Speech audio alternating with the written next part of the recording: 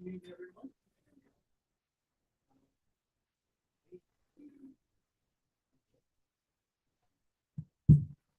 I should start over. Good afternoon, everyone, and welcome. Today we're sitting as council. We are here with a quorum of council, being all 5 members are present, and we are in the presence of our clerk's department staff. Our first item on our agenda, by the way, it's 1 o'clock exactly when we're calling this meeting to order. First order of business is our land acknowledgement statement. The township of Hamilton is situated within the traditional territory of the Mississauga, Anishinaabe, and Chippewa nations, collectively known as the Williams Treaties First Nations. Our work on these lands respectfully acknowledges their resilience and their long-lasting contribution to the area now known as the township of Hamilton. Item 3 on our agenda. Do we have any additions? Seeing none. Item 4, and just to put a little English to this, we are going to have a motion here that we adjust the agenda a little bit, taking it out of order as a result of an application by the Jib family, being my family, and I will be declaring a conflict later on in this agenda, but to sort of consolidate the moving out and the moving in and the transition, we're going to adjust slightly on the order in which that we're doing business today. So could I have a motion, please? I believe if we need help with the numbers here, we could rely on our clerks, but Mark? Yeah, I'll make the motion to approve the agenda with the following change, that we change the agenda items 8.5 to 8.6 and 9.4 to 9.1. Thank you. Do we have a seconder? Second by Bruce. Any questions or comments? All those in favor? Carried. Item 5, declarations of pecuniary interest.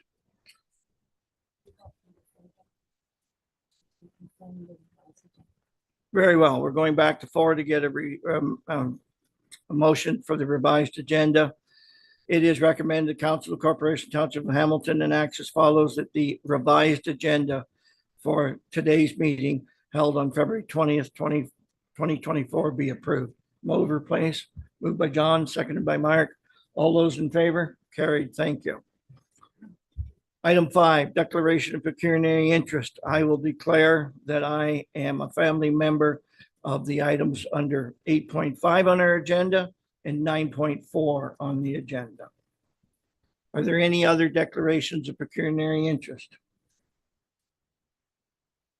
Seeing none, we shall move on. That shall be declared and we shall move on. Item 6, public question period. Do we have any in the audience or any formal questions coming online for today's agenda items? Seeing none, that shall be recorded. I don't believe there are any presentations or delegations under item 7 on our agenda. However, we'll move on to item 8, public hearings and meetings. It is recommended the Council of Corporation Township of Hamilton acts as follows: the council go into public meeting under section 34 of the Planning Act at 1:04 p.m. on February 20th, 2024. First item is 8.2. No, we're at a practice here today somehow. Anyway, could I have a motion, please? Moved by Bruce, seconded by John. All those in favor? Carried. Thank you. 8.2 on our agenda, being the Bain zoning bylaw amendment. Could I turn to our planning staff to give us an overview here, please?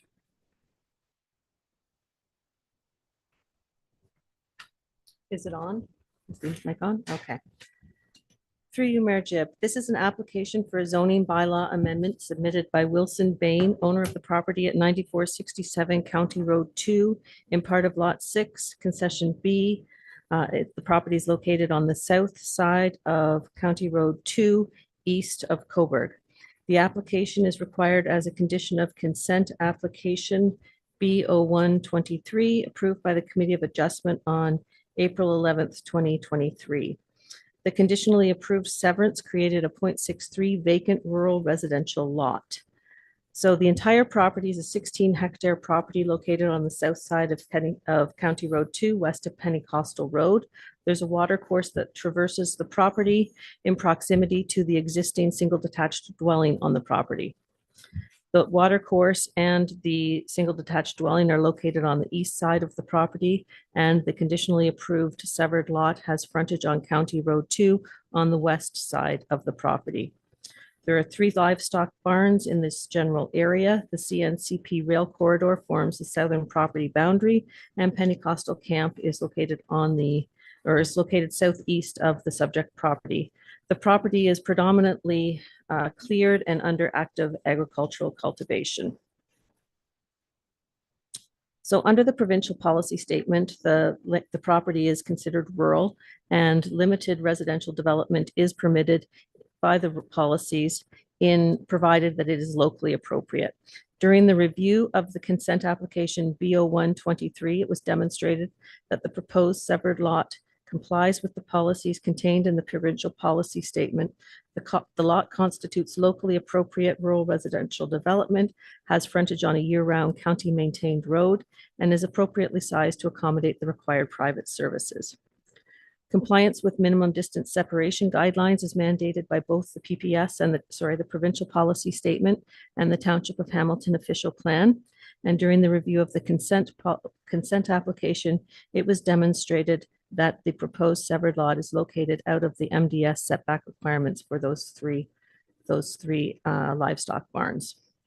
The water course identified on the subject property is a natural heritage feature requiring protection under the PPS. The area of influence for a water course is considered 120 meters, and the proposed lot is located well outside the 120 meter setback. And portions of the water course are regulated by Ganaraska Region Conservation Authority. And again, the conditionally approved severed lot is located outside of the GRCA regulated area. The application is consistent with the provincial policy statement and the growth plan for the Greater Golden Horseshoe. The property is not located on the Oak Ridges Marine, and as such, the policies of the Oak Ridges Marine Conservation Plan don't come into effect. The Northumberland County official plan designates the property rural areas, and the county official plan permits lot creation in accordance with a lower tier municipal official plan. The property is designated rural on Schedule A to the Township of Hamilton official plan. The official plan contains lot creation policies that permit severances in the rural designation. Lots need to have a minimum lot area of 0.4 hectares. They need to have frontage on a municipally maintained road, be appropriately sized, and the conditionally approved lot does comply with those requirements. In the zoning bylaw, the property is zoned marginal agriculture and environmentally sensitive areas. The environmentally sensitive areas is an overlay designation that corresponds with the water course and the GRCA regulated area. The minimum lot area and frontage requirements for the marginal agriculture zone are 2 hectares and 60 meters respectively. And while the retained lot will comply with the marginal agriculture zone provisions, the conditionally approved rural residential lot does not. It needs to be rezoned to the rural residential zone, which permits a lot with a minimum of 0.4 hectares and 45 meters of frontage. Lands to the immediate west of the subject property are zoned rural industrial. Those lands are under active agricultural cultivation, and the property immediately east of the proposed severed lot is zoned special marginal agriculture MA6, which permits 3 single detached dwellings and an administrative office associated with a church camp. The application was circulated to all of the required agencies under the agencies required under the Planning Act. Ganaraska Region Conservation Authority commented that they had no concerns with the application. They did note that any development inside the GRCA regulated area, and that is on the retained parcel, would require a GRCA permit. Hamilton Township Building Department had no objection. Township of Hamilton Public Works Department indicated they have no comments on the application as the property fronts onto County Road 2. A county entrance permit will be required. And Northumberland County commented that they had no objections. Notice of the application was circulated to all registered landowners within 120 meters of the subject property on January 31st, 2024, and a sign was posted on the property on January 29th, 2024. No public comments have been received to date. So this proposed zoning bylaw amendment is required to fulfill a condition of consent for that created a rural residential lot in the marginal agricultural area. The application is consistent with the provincial policy statement, complies with the growth plan for the Greater Golden Horseshoe and the Oak Ridges Marine Conservation Plan, and maintains the intent of both the County of Northumberland and the Hamilton Township official plans. The recommendation is that the application be approved. Thank you, Jennifer. We'll turn to our audience. I see that our applicant is here. I'll ask, is there anyone in support of the application? And if you would like to speak to it, please come to the podium and we can then use the microphone benefit. So, anyone here in support of the application? Thank you. Would anyone like to speak? Please, Mr. Nizal, come to the microphone. For the record, we would need you to state your name and address. Uh-oh. Gary Nizal, 1621 McEwen Road, RR5 Coburg, K9A4J8. The only concern I have is as long as there's plenty of water to maintain those dwellings. If we're going to have there's application for up to 3 homes. I think that's what it says. I'll defer that to Jennifer just for clarity at this point in time. Who may need to steal a microphone. Oh, that's no problem. That's okay. I'm hard of hearing right now. That's okay. The application is to have the property rezoned rural residential. The rural residential zone permits a single detached dwelling. Right. The additional dwelling unit policies in our zoning bylaw apply to all properties in the municipality that are zoned residential, except for those on the Oak Ridges Marine. And they do allow for an additional dwelling unit within an existing dwelling and an additional dwelling unit in an accessory building. Now, the zoning bylaw does contain provision requiring that they do special hydrogeology report when considering applications for or building permits for an additional dwelling unit. Right. So for the initial single detached dwelling, there's no concerns with respect. It's an appropriately sized rural residential lot consistent with many others in the municipality. If they opt to have additional dwelling units on the property in the future, they have to do the study required by the zoning bylaw. Right. I'm somewhat of a water witch. So I can find it where I need it, but I'm always concerned about in rural properties that they have sufficient water to maintain their homes properly and that type of thing. That's all. We understand. Thank you, Mr. Nizal. Is there anyone else here in support of the application that would like to document they're here? Seeing none, we'll move on. Is there anyone in the audience that's opposed to the application? Seeing none, we'll move on. Is there anyone here seeking clarification on the application? Seeing none, we'll move on to the next application, which is 8.3 on our agenda. Again, the zoning bylaw amendment under the Janinga Coal name, and it's application 10-23. Jennifer, back to you, please. Through you, Mayor Jib. This application applies to a property located at 7855 Vimy Ridge Road in part of Lot 25, Concession 5 in Hamilton Township. The property is owned by the Janinga family and the applicant is, or the agent for the application is Cole. So the purpose of this application is also to satisfy a condition of consent application B0423 approved by the Committee of Adjustment on June 13th, 2023. And that application was for a lot addition, which would add 1.69 hectares to an existing 0.33 hectare property, resulting in a 2.02 hectare property. There was a previous lot addition application B 2504, which was approved by the Committee of Adjustment, but which has lapsed.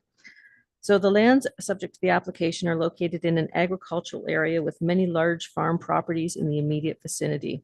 The benefiting parcel is developed with a single detached dwelling, and an accessory building straddles the existing property line and the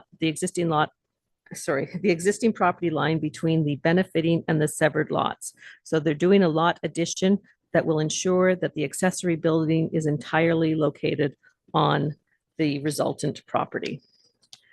There are 2 small sheds and a house trailer are located on the severed land, which also includes a small pasture.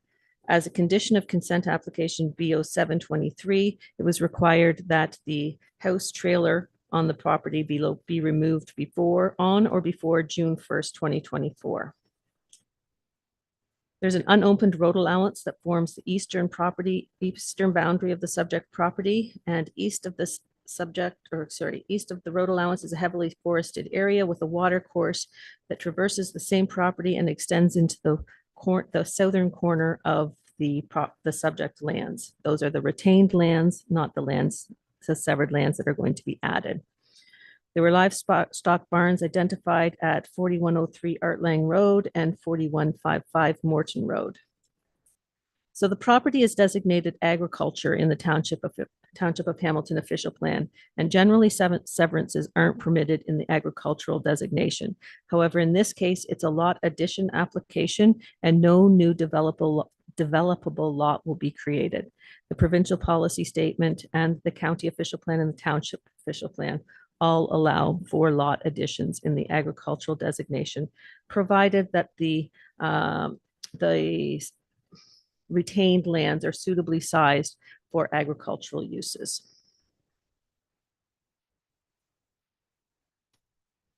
The property is not located on the Oak Ridges Moraine, therefore the Oak Ridges Moraine Conservation Plan policies don't come into play. As I mentioned earlier, the Northumberland County official plan, these lands are designated agricultural areas and boundary adjustments or lot additions are permitted. The Hamilton Township official plan permits lot additions.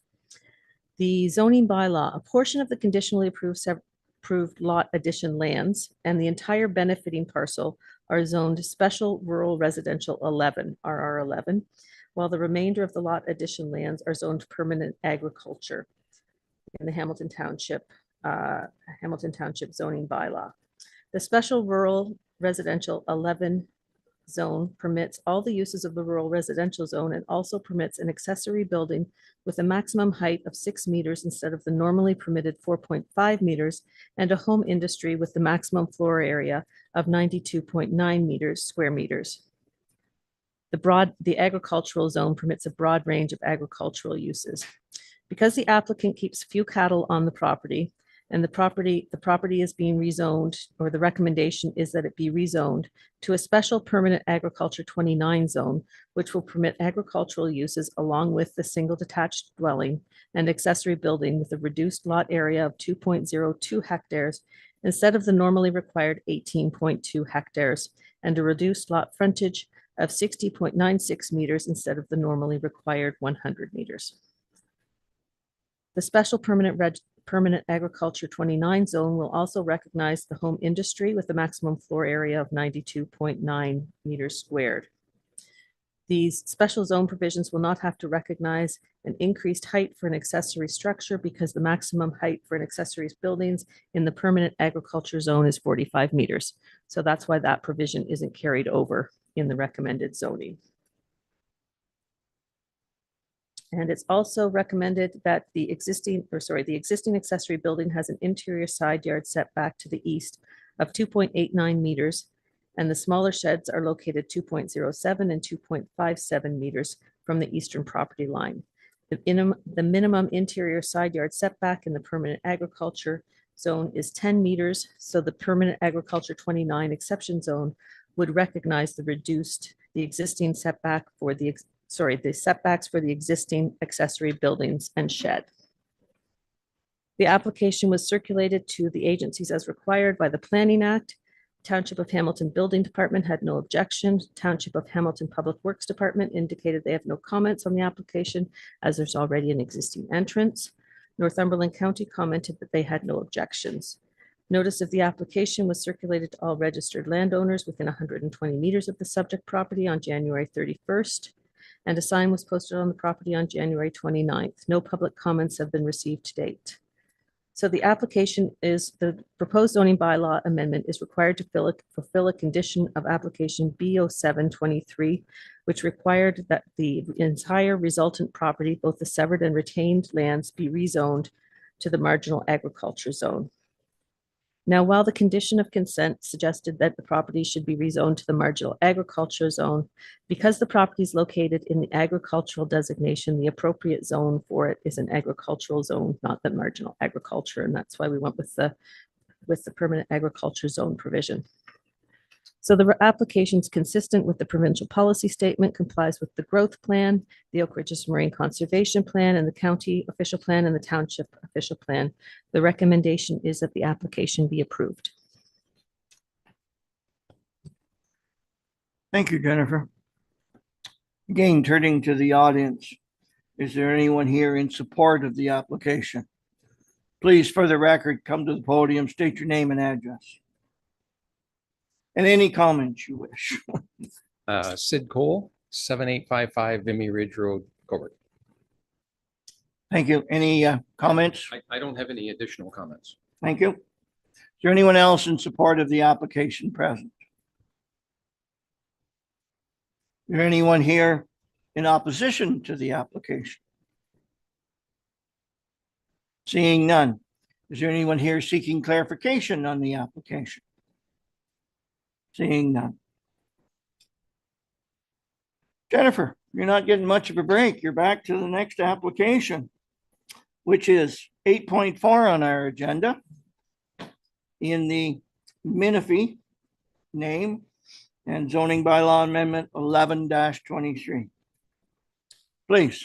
Through you, Mayor Jib. This application applies to a parcel of land located in part of lots 2 and 3, concession 9, Hamilton Township. The property is known as 5427 Young Street in Harwood. This application is not required as a condition of consent. It's a little different than our other ones. This application was the result of the municipality formally assuming a portion of Young Street that they had previously owned or previously maintained in Harwood. And by taking ownership of that segment of road, it created a natural severance, and the resultant property or the land subject to this application now have frontage on a year-round municipally maintained road. And because they have frontage on a year-round municipally maintained road, it is eligible for a building permit under the urban residential first density zone provisions because the property is located in the settlement area of Harwood. So on December 19th, 2023, Council of Township of Hamilton passed bylaw 2023-69, which established a new section of municipal road in the township. Parts 1, 2, 4, and 5 of 39R 14679 were assumed by the township and have been included in the township network. The new road is known as Young Street. And attached to the report is a copy of the survey. Once Young Street was established as a year-round maintained road, properties fronting on that road would become eligible for residential building permits provided they're appropriately zoned. The property at 5427 Young Street is currently zoned limited service residential 2 and marginal agriculture, and part 5 of 39R 14679 is zoned limited service residential and marginal agriculture. The applicant has applied for the rezoning for a zoning bylaw amendment to rezone these lands urban residential first density. The subject lands are located in Harwood, a designated settlement area. Surrounding land uses are a combination of resort, commercial, seasonal residential, residential, and agricultural uses. Cedar Cove Resort and Tamber Cottages are located west of the subject lands, and seasonal residential uses are located along the shore of Rice Lake. An agricultural parcel is located east of the subject lands, and residential development is located along Young Street, south of the subject property. There's a large provincially significant wetland located approximately 120 meters east of the subject property. The lands are designated settlement area, and the provincial policy statement states that settlement areas are intended to be the focus of growth and development within the municipality. The application is consistent with the provincial policy statement. The property is not located on the Oak Ridges Moraine. The county official plan designates the subject lands rural settlement area, and the rural settlement area is intended to be the focus of growth, and permitted uses are in accordance with the local official plans. The Hamilton Township official plan designates the area settlement area. Again, it's intended to be a focus of residential development. As I mentioned earlier, a portion of the lands are currently zoned limited service residential, special limited service residential 2, and marginal agriculture on Schedule A. Only a small portion of the subject lands are zoned marginal agriculture. 5427 Young Street is also zoned special limited service residential 2, and the remainder of the lands are zoned limited service residential. The limited service residential zone permits a seasonal dwelling on a property with a minimum lot area of 0.8 hectares and 60 meters of frontage on a private road and or navigable waterway. And the special limited residential zone 2 permits a reduced lot area of 0.71 hectares. The urban residential first density zone permits a single detached dwelling on a The urban residential first density zone permits a single detached dwelling on a privately serviced property with a minimum lot area of 0.4 hectares and 45 meters. Both of the properties to be rezoned would comply with those zone requirements. However, the existing dwelling located at 5427 Young Street doesn't comply with the required 10-meter front setback required in the urban residential first density, and as such, it would be rezoned to the special urban residential first density 32 zone, recognizing the existing lot frontage. The application was circulated to the agencies as required by the Planning Act. Township of Hamilton Building Department had no objection. Township of Hamilton Public Works Department indicated that they have no objection to this application. They further commented that an entrance permit will be required for Part 3 of 39R14679, and that general conditions and special conditions will be added to satisfy the roads department needs at the time of an entrance permit application. The Anaraska Region Conservation Authority noted a steep slope on Part 5 of 39R14679, and that a GRCA permit may be required for development in proximity to this slope. Notice of the application was circulated to all registered landowners within 120 meters of the subject property on January 31st, and a sign was posted on the property on January 25th, 2024. At the time I wrote the report, no public comments have been received. However, since that time, I've received a phone call from a resident of Cedar Cove Resort with questions with respect to ownership of a private road and ties to a property owned by the applicant that they also have on Rice Lake. It's a separate property, but there seem to be some civil matters between the two properties. I don't believe that they're relevant to this application, but the person who has concerns is here at this meeting. I did notify the applicant's agent that these concerns had been raised. There is a very complex legal description pertaining to a part of the property, all of the properties in this area, and I do not have the necessary skill set to decipher the legal descriptions of them. One of the questions was with respect to ownership of the private road that provides access to Cedar Cove Road. Based on my research, my limited research to date, it is a privately owned, it's not a municipally owned road. Young Street, where the portion of Young Street assumed by the municipality and owned by the municipality terminates at the area of the new reference plan where it goes immediately to the east and then up and provides frontage to the subject properties on the east side of those properties. So the application is consistent with the provincial policy statement, complies with the growth plan for the Greater Golden Horseshoe and the Oak Ridges Marine Conservation Plan, and it maintains both the intent of the county and township official plan The recommendation is that the application be approved. Thank you, Jennifer. Well, we'll go to the audience once again and ask, is there anyone here in support of the application? If so, please come to the podium and state name and address and anything that you would like us to hear.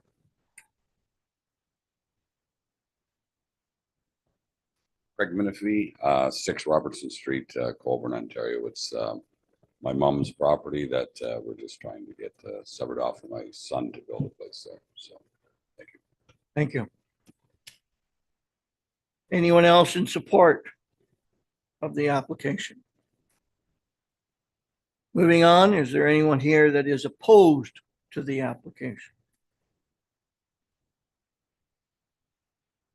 Seeing none, is there anyone here seeking clarification on the application?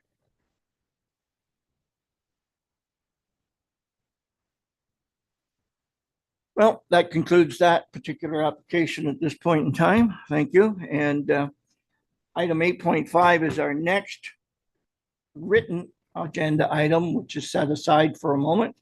So we'll move on to 8.6, which is an official plan amendment. Jennifer, you're back on again. Please. Through you, Mayor Jib. This is not an application. This was initiated at by the municipality. It's an official plan amendment to allow the municipality to use alternate notice provisions when considering official plan amendments, zoning bylaw amendments, or community improvement plan applications that apply to a large general area in the municipality. As background to this, the Planning Act contains very specific provisions regarding public circulation and notification for amendments to planning documents. And one of the options that we can use or have been able to use in the past is a publication of a notification in a newspaper having general circulation in the municipality. However, with the lack of publication of the Northumberland News or distribution throughout the municipality, that option is generally taken away from us because we don't have a newspaper having general circulation in the municipality. So the Planning Act contains provisions that allow us to have alternate notice provisions in our planning documents that we can develop different ways of getting the information out to the public. This wouldn't apply to site-specific applications such as those that we've heard today. We still use the provisions that you would use 60 meters for a consent application, 120 meters for an site-specific official plan amendment or a site-specific zoning bylaw amendment. However, when there's a general notification, we do an update to our entire official plan that affects everybody in the municipality. I'm recommending that we pass an official plan policy that would allow us to use alternate notice provisions. And the alternate notice provisions are contained in the draft official plan amendment. And they would, as they're written right now, I'm recommending that the municipality create a portal on our website, a registration portal where people can register to receive planning notifications, and they would receive the notifications by email. I'm also recommending that the notice be published on the municipality's website, post the notice at the municipal office, post the notice at the township library branches in Glores Landing and Bewdley, and posting notices on the township's social media pages. That would allow notice to get out without us having to mail a notice to every resident of the township. For this official plan amendment, because we didn't have alternate notice provisions, we timed this public meeting with the delivery of the resident newspaper or resident newsletter that went out with the tax bill in January. So it contained our public notice. If we didn't have that option, we hadn't timed it that way, we would have been sending out, I don't know the exact number, but it's many thousands of notices by mail, which is an expensive undertaking. So that's why I'm recommending that we pass this amendment to allow for alternate notice provisions. The proposal was circulated as required under the Planning Act, and it was circulated to the public. I've received one public comment at the front desk, just asking what it meant. And that was the extent of our public input regarding the official plan amendment. The county reviewed the application, and they had recommended or suggested that the township may want to continue publication of the notice with the Northumberland News online edition.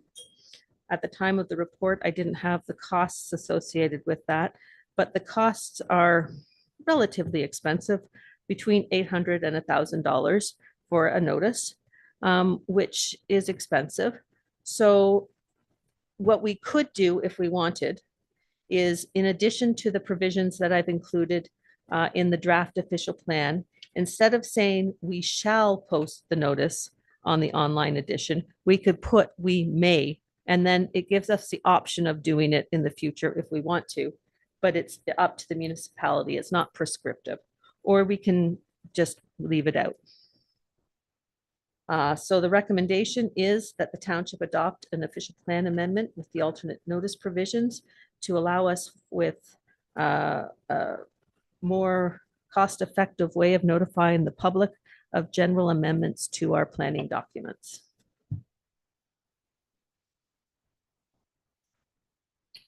Well, we'll go to the audience, although I don't expect to have any engagement here.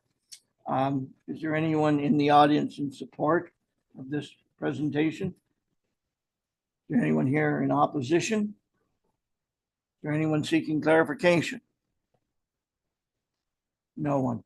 That concludes that part of our agenda, with the exception of 8.5, which we'll just take a moment and I'll transition out, because that's the Jib family application, and we'll get our deputy mayor to step in. If you would, please, Larry.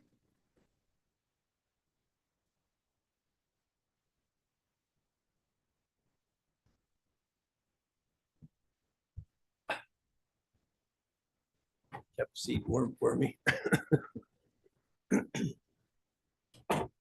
Okay, it be noted that Scott Jib, the mayor, has left because of paternity interest. And we're looking at the Jib ZBA 1223. Jennifer? Through you, Deputy Mayor Williamson. This application applies to a property located at 9847 Racetrack Road in part of Lot 12, Concession 3, owned by the Jib family, the estate of Luella Jib. And the application is required as a condition of consent application B11 2022, approved by the Committee of Adjustment on November 8th, 2022. And with that application, they severed off a surplus farm dwelling, and the retained parcel is about a 0.4 hectare, or sorry, a 4 hectare retained parcel. So the severed portion, I don't have the separate area of the severed portion here, I apologize. The approximately 5 hectare subject property is located on the west side of Racetrack Road, east of Ferguson Road, in a predominantly agricultural area. The property is designated agriculture in the official plan. And as I noted earlier, opportunities for severance in the agricultural designation are very limited by the provincial policy statement, the county official plan, and the township official plan. Generally, severances are only permitted for the severance of a surplus farm dwelling, provided the retained portion is rezoned to prohibit future residential development. You can do lot additions in the agricultural area. If a farmer has 200 acres of property, they could sever it into 2 100-acre properties, but that's pretty much the extent of severance opportunities in the agricultural area. There are no natural heritage features or natural hazards that have been identified on the subject property. Compliance with minimum distance separation guidelines is mandated by both the PPS and the Township of Hamilton zoning or official plan. Livestock barns were identified east and north of the subject property. However, MDS calculations were not prepared because the existing dwelling is considered an existing sensitive land use, and no new sensitive land uses are being introduced into the area. So the application is consistent with the provincial policy statement. The Oak Ridges Marine Conservation Plan, the property is not located on the Oak Ridges Moraine. The property's designated agricultural areas in the county official plan, and as I mentioned earlier, severance opportunities are limited. However, lot line adjustments that don't result, or sorry, lot line adjustments are permitted, as are the severance of a surplus farm dwelling. The subject properties designated agriculture. And with this application, or sorry, the conditionally approved severance, what they did was they severed off an existing residential dwelling from a larger parcel. I believe the original parcel is about 5 hectares. They severed off about 1 hectare. And the 1 hectare that they're severed off is considered a surplus farm dwelling. The retained lands are going to be rezoned to prohibit any residential development. So they'll still be available for agricultural cultivation, and no new incompatible residential uses are being introduced into the agricultural area. Now, a special exception is required for this because the permanent agriculture zone requires a minimum lot area of 18.2 hectares and 100 meters of frontage. And neither the conditionally approved severed or retained lots comply with those requirements. So the retained lot is being rezoned to a special permanent agriculture zone, 47. Sorry. I'm losing my mind, not my mind, my voice, to the permanent agriculture 30 zone, which will recognize a reduced lot area of 4 hectares and prohibit residential uses. And the residence, or the portion of land that has the residence on it, is being rezoned to the rural residential 47 zone, which will permit a dwelling on a lot with a minimum area of 0.47 hectares, 45 meters of frontage.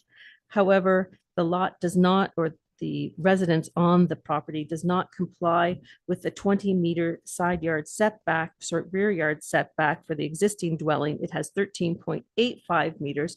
So the special exception will recognize the reduced rear yard setback, and it will also recognize a 2.77 meter setback from Racetrack Road for an existing shed that is located there and has been located there for some time. The application was circulated to agencies as required by the Planning Act. Township of Hamilton Building Department has no objections. Hamilton Township Public Works Department indicated they have no comments. Northumberland County commented they had no objections, and GRCA noted that there are no GRCA regulated areas on the subject property. Notice of circulation was given to all registered landowners within 120 meters of the subject property on January 31st, and a sign was posted on January 28th. No public comments have been received. So the application is required to fulfill a condition of consent application B11-2022. And the application is consistent with the provincial policy statement, the growth plan for the Greater Golden Horseshoe, Northumberland County official plan, and the Township of Hamilton official plan. The recommendation is that the application be approved. Thank you, Jennifer. We'll turn to the audience now. Is there anybody in support of the application? Do you want to come forward and give us your name and your address, please? Thank you. Joanne Gibb, 8974 Racetrack Road, over. I also asked for a clarification on the address that is in that, please, because you said 9847. Thank you. Okay. Thank you, Joanne. Is there anybody opposed to the application? No? Is there anyone here seeking clarification? I see none. So that ends that. Okay. So that ends our applications, and so we'll now move motion to rise from the public meeting and reconvene to the regular council meeting. And it is recommended that the Council of the Township of Hamilton enact as follows: that the council rise from the public meeting under section 34 of the Planning Act and reconvene to a regular council meeting of council at 1:44 of February 20th, 2024. So that being done. Now, we're going, I need a mover and a mover, sorry. And a seconder. John? All those in favor? Okay. Now we'll be moving to item 9, which is the planning bylaws. Now we're moving this section around slightly so that Mayor Jed can return to us shortly. So we are now going to read item 9.4 in 9.1 position. And this is a bylaw 2024-07, zoning bylaw amendment ZBA 1223. And we require a motion that the bylaw 2024-07 being a bylaw to amend bylaw 2001-58 as amended, the Township of Hamilton Land Use Control Bylaw be given a first, second, and third reading and finally passed this 20th day, of February 2024. Can I have a mover, please? Mark, okay, and John. That's all in favor? And so be passed. So now I will ask Mayor Jib to return to the meeting and he will take the chair again.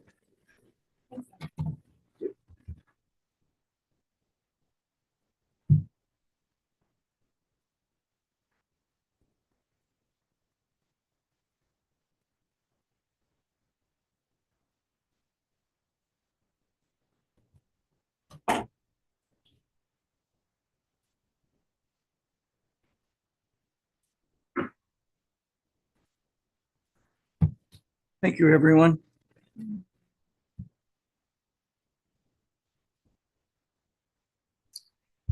Staying with item 9 on our agenda, we'll go to 9.1. We do have a prepared motion. It's in relationship to bylaw 2024-04 being zoning bylaw 09-23. Prepared motion reads that bylaw 2024-04 being a bylaw to amend bylaw 2001-58 as amended. The Township of Hamilton Land Use Control Bylaw be given first, second, and third reading and finally passed this 20th day of February 2024. Do I have a mover, please? Moved by Bruce, seconder John. Any questions or comments? All those in favor? Carried. Thank you. Gotta make sure I don't read the wrong one here, everybody. I'll be in trouble. 9.2 zoning bylaw amendment. Bylaw number 2024-05 being zoning bylaw 10-23. Prepared motion reads the bylaw 2024-05 being a bylaw to amend bylaw 2001-58 as amended. The Township of Hamilton Land Use Control Bylaw be given first, second, and third reading and finally passed this 20th day of February 2024. Can I have a mover, please? Moved by Larry, seconded by Bruce. All those in favor? Carried. Thank you.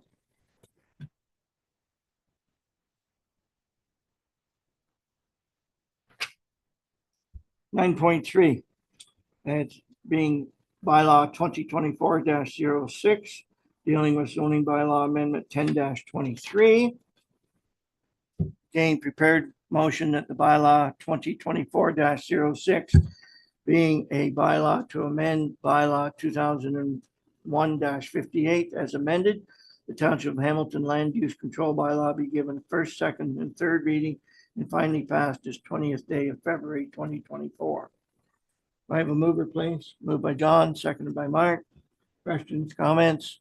All those in favor? Carried.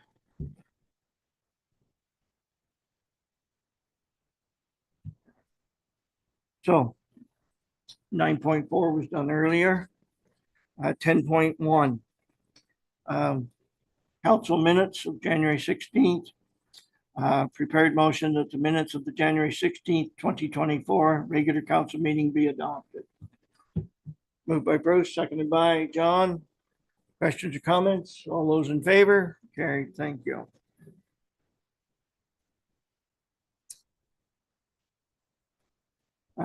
Nothing under item 11 being business from the previous minutes. And item 12 is committee reports. It is recommended the Council of the Corporation of Township of Hamilton acts as follows. That agenda items 12.2 to 12.7 of the February 20th, 24 regular council meeting agenda be received for information. There's Accessibility Committee and Heritage Committee, Parks and Rec Committee, Cobourg Public Library, Ganaraska Region Conservation Authority, and Northumberland Physicians Recruitment Committee. Could I have a mover and a seconder, please? Moved by Larry, second by John. Any questions, comments, anything want to be pulled here for discussion? Larry, please. Thank you, Mr. Mayor. Yeah, I just wanted to bring a couple of points on the library. I just want to make sure everybody understands that the library use in Hamilton Township specifically is up, increasing our members and borrowing from the library in Gore's Landing and Bewdley. And at the same time, we seem to be increasing our visits to the Cobourg Library in downtown Cobourg. And that's encouraging because, it's interesting after COVID, we had a real drop in membership and visits, but now we're way up. The other point I wanted to make was on the physicians recruitment. Good news that's coming is that thankfully for Mayor Alona Angvinci of Port Hope has been working diligently to get us a walk-in clinic. And it looks like that's going to happen in March. And I'm really excited about that because that's going to help out a lot of derostered patients. And looking forward to that. In addition, she and her group and bringing together what they call a youth hub, which will be the first youth hub between Toronto and Kingston. And that is going to be a mental health facility that's going to help out youth in our area. And it's going to expand from Peterborough right down to Lake and then from between Toronto and Kingston. So those are two great news coming from the physician recruitment, and really much appreciate that Alana Havinsky is really doing a tremendous job along with her group in the Rotary Club of Port Hope. So just wanted to make those notes that we're going to be getting a walk-in clinic on Toronto Street in sometime in March, and that's quite exciting news for those who don't have a doctor. Thank you, Larry. Good news is always nice to hear. Yeah. So we have a mover and a seconder. Question, Mark, please. I have a question, maybe for Larry at dealing with physician recruitment. Larry, can you give us a rundown of how many doctors we're still in short supply of and whom will be looking after the new walk-in clinic? Thanks, Mark. Well, the doctors that we're looking at about 3 doctors that are going to be retiring within the next year and a half. And we are getting doctors in. We're getting a few doctors to come in, but we're not doing really well in the physicians recruitment. As you can understand, we're in competition with every other municipality in the township and in the county, also in the surrounding counties. It's a tremendous issue. The federal government and the provincial government put forward $3.1 billion to try to restructure the process of getting doctors into the process. That means doctors who have practiced outside of the country are now going to be able to come into the country, and with some overview with other physicians, they will then be able to be certified to practice law or practice medicine in this area. The physicians that are going to be practicing at the walk-in clinic, because the current physicians that we have who have rostered patients won't take on the walk-in clinic practice. We're going to be getting doctors from outside of the area on a rotating basis. I believe that's how it's going to work. But understanding that it's been a difficult situation for Alana to get this going, but she finally now has the process in place and has the doctors lined up to take on the walk-in clinic. Great, that's great news, Larry. Thank you for that. Thank you.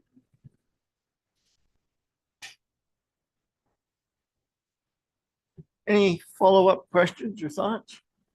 John?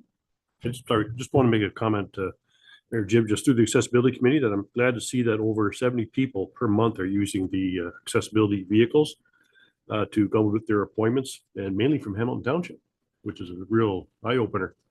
They have 7 vans, and also they offer that service to go from their residents to their appointments and back home again, which I find it very, very honorable that they would do that. So, thank you. Okay, now just a point of order here. We do have a motion under 12.3. We have a motion to receive 12 point, whatever it is, 1 on. Can we accept the original motion, get it voted on, then come back to our specific motion within 12.3? Okay, so we're now voting on the overall motion to receive 12.1 to 12.7. It's been moved, it's been seconded. Could I have a motion, or could I have a vote on that, please? All those in favor carried. Thank you. Now we're going back to 12.3. And it's an item coming from the Heritage Advisory Committee. The committee is recommending that council direct staff to promote the Durham Region Cornish Association Hamilton Township Bus Tour on June 1st, 2024 through the township's website and social media. So this is support of that tour. Could you have a motion, please? Moved by Larry to support. Seconder, Mark, any follow-up questions or comments? All those in favor of the motion? Carried. Thank you.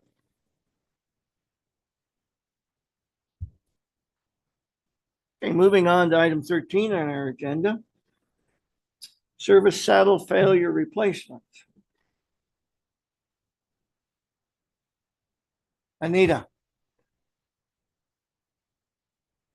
You want to give us a quick overview? And while you're getting positioned there, I'll just say that Anita has provided us an opportunity to visually see 2 different saddles that came off of connections on 45 highway and showing the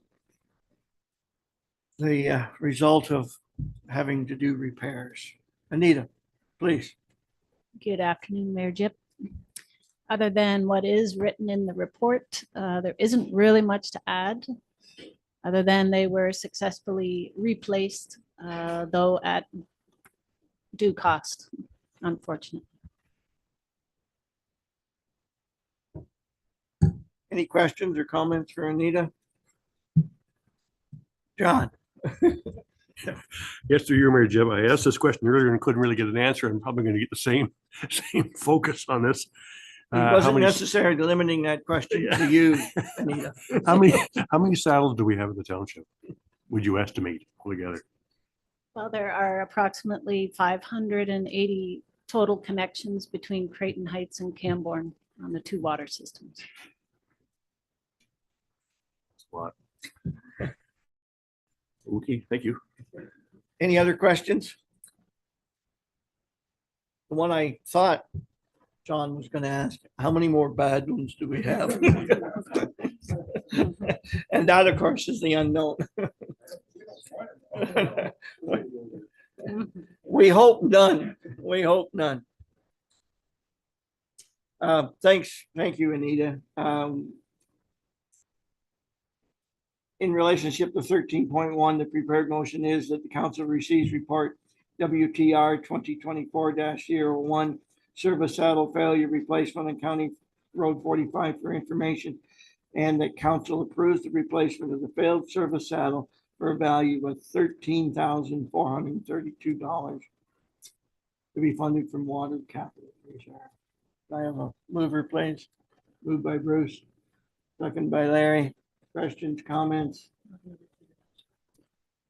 A recorded vote, please, on this. Thank you. I'll turn that part over to our clerk. Thank you, Mayor Jib. Members of council, I'll say your name and kindly say yay or nay. Councillor Butter. Councillor Davidson. Councillor Lovshin. Deputy Mayor Williamson. And Mayor Jib. Yay. Carried unanimously. Thank you. Moving on to similar business in respect to report number 2024-02, the second service saddle out there.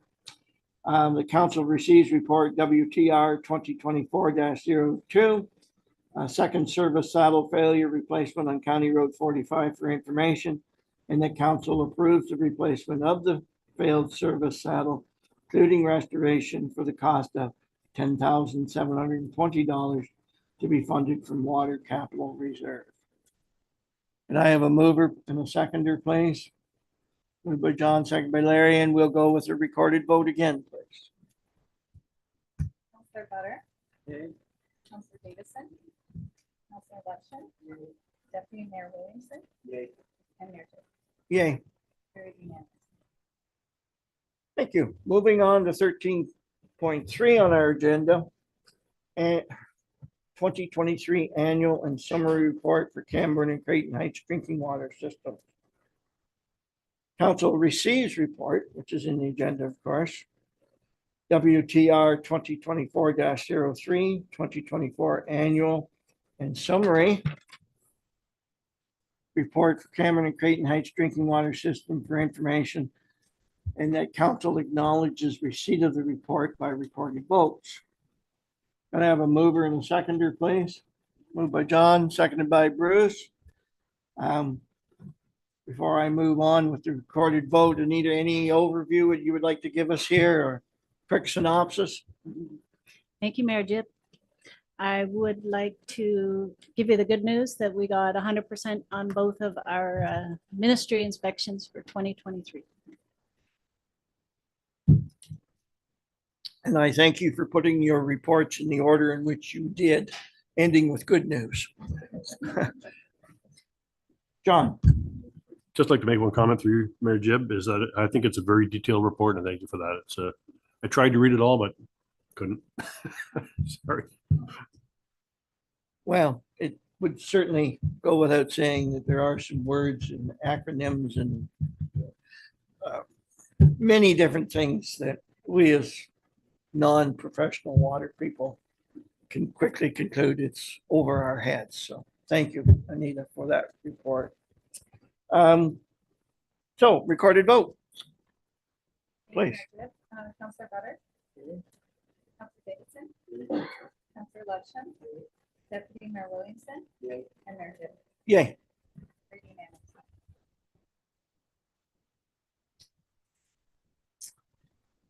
13.4. Creighton Heights Capital UV Replacement Project over budget. Prepared motion that council receives report WTR 2024-04 for information. Creighton Heights Capital UV Replacement Project over budget. And the council authorized the overage of $9,200 to be funded from water capital reserve. I have a mover, please. Bruce, seconded by Mark. Any questions or comments? Recorded vote. All those in favor? Counselor Butter. Counselor Davidson. Counselor Lepton. Deputy Mayor Williamson. And Mayor Jip. Yay. Carried unanimous.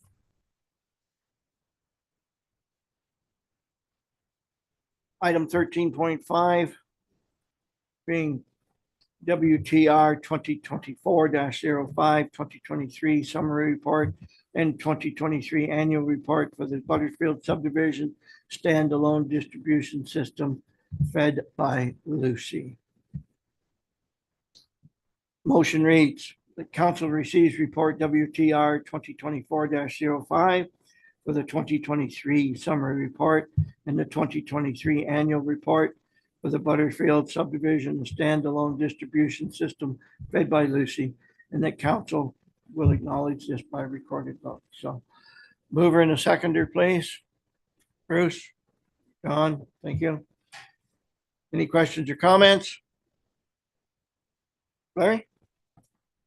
Before we move on from the water, I just wanted to bring to light that many people may not know this, but council owns the water system for the township. And it has dire consequences. And over the years, we've had some pretty outstanding failures and mishaps and expenses that go beyond reasonability. But I do want to say that, Anita, thank you very much. I feel much more comfortable sleeping at night sometimes that our water department is fully qualified and professional in their work. And just wanted to make that note that we're grateful for you, having you here. Thank you. Deputy Mayor. I'm sure all of council and many water users echo that. I believe we got a mover and a seconder, so about time for another recorded vote, if you would, please. Thank you, Mayor Jib. Counselor Butter. Counselor Davidson. Counselor Lushin. Deputy Mayor Williamson. Yay. And Mayor Jib. Yay. Thank you.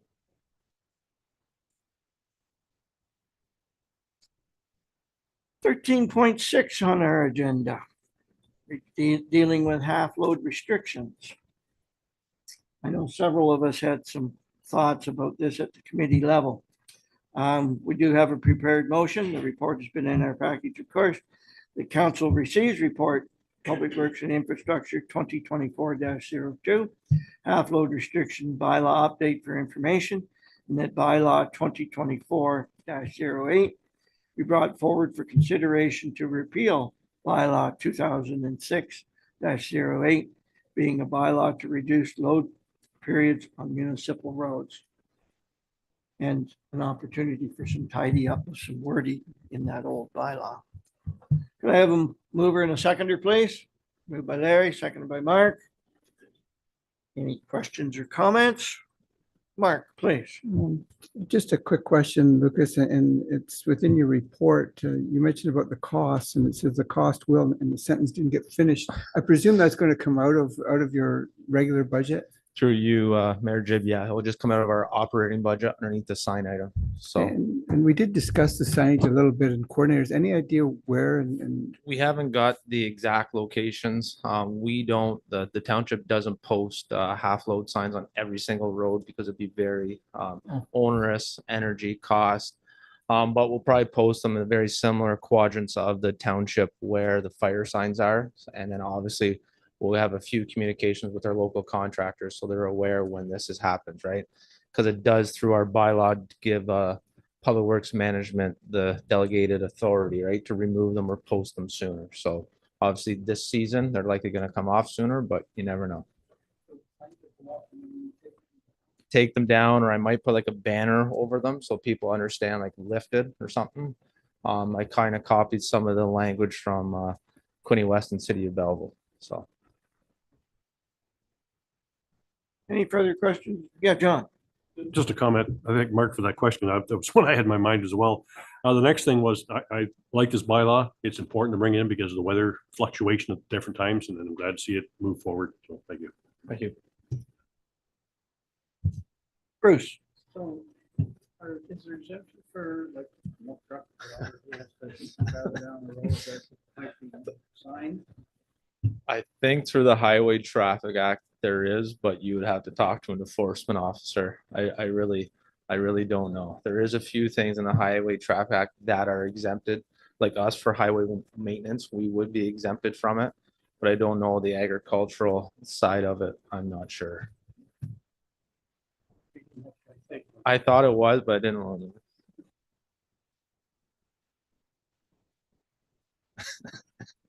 Any further questions or comments? Thanks, Lucas. Okay, we don't need a recorded vote on this one for a change, so we've got it moved and seconded. All those in favor of the motion? Carried. Thank you. 13.7 regarding a tender, Public Works and Infrastructure 2024-01. And there's a prepared motion that council receives report Public Works and Infrastructure 2024-03, tender number 2024-01, paving and drainage improvements on various roads within Hamilton Township for information. And the council authorized mayor and treasurer to award the tender number PW 2024-01, paving and drainage improvements on various roads within Hamilton Township at a value of $502,687 plus HST to the Kaiser Excavating Limited. And the council approves a budget of, what is that number when I verbalize it properly? 31,000 to be funded from the savings in tender number 2024-01 to reconstruct Noble Road from Racetrack Road to the end. And that a bylaw be approved to authorize the mayor and treasurer to sign and execute the contract with the Kaiser Excavating Limited. Can I have a mover and a seconder, please? Moved by John, seconded by Larry. Any questions or comments? All those in favor of the motion? Carried, thank you. Item 14 on our agenda, Action Facilities. 14.1, award of Laurel Park Playground. Council receives report parks 2024-01, an RFP award Laurel Park Playground for information. And the council award the purchase of the playground equipment for Laurel Park as specified in RFP Parks 2024-01 for the value of $52,980.84 plus HST to Playground Planners, Inc. And that a bylaw be brought forward for consideration to authorize the mayor and treasurer to sign and execute the contract with Playground Planners, Inc. for the purchase of playground equipment for Laurel Park as identified in RFP Part 2024-01. And the council authorized parks and facility staff to work with the remaining budget of $6,086 to include further enhancement in the playground and some park furnishing. Can I have a motion, please? Moved by Larry, seconded by Mark. Any questions or comments? Mark?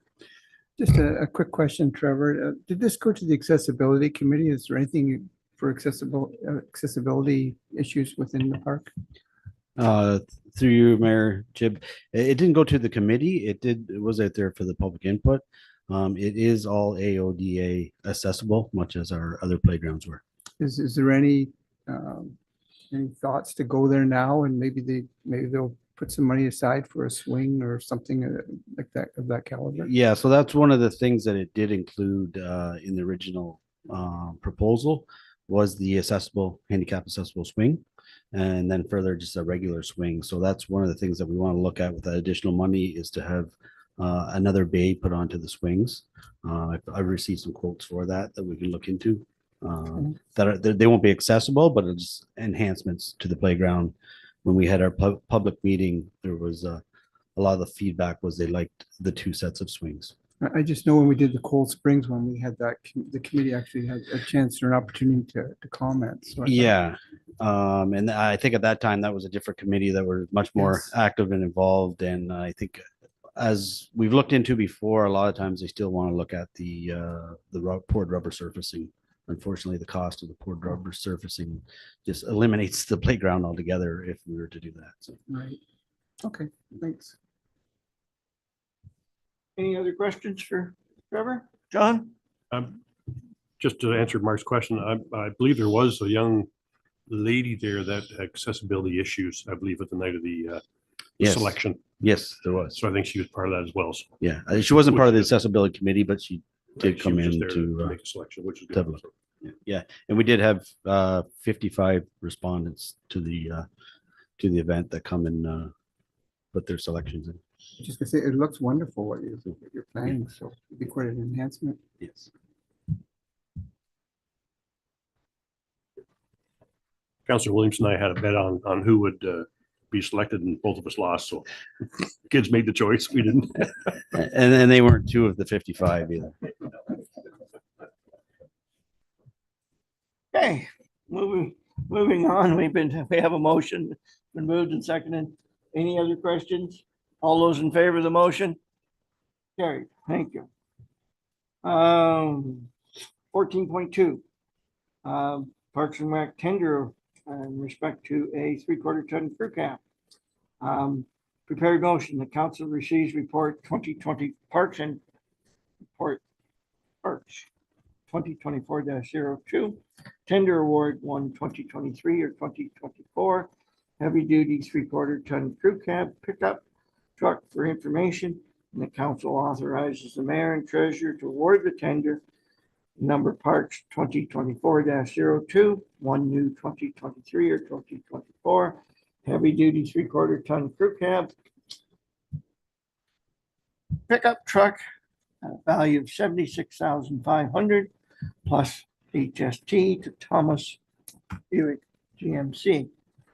And the council authorized the mayor and treasurer and authorized an additional $6,000 from the Parks Equipment Reserve for staff to proceed with installation of a dump box insert for the pickup, and that a bylaw be brought forward for consideration to authorize the mayor and treasurer to sign and execute the contract with Thomas Pontiac GMC. Can I have a mover, please? Moved by Larry, seconded by Bruce. Questions, comments? All those in favor? Carried. Thank you.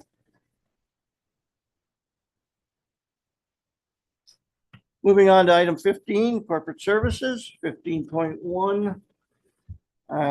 Prepared motion that council receives report PLN 2024-09, request for extension for information, and the staff be directed to advise the county of Northumberland that the township of Hamilton has no objection to the requested 24-month extension to the draft plan approval for Baltimore Estates Phase 2, subdivision 2004-003.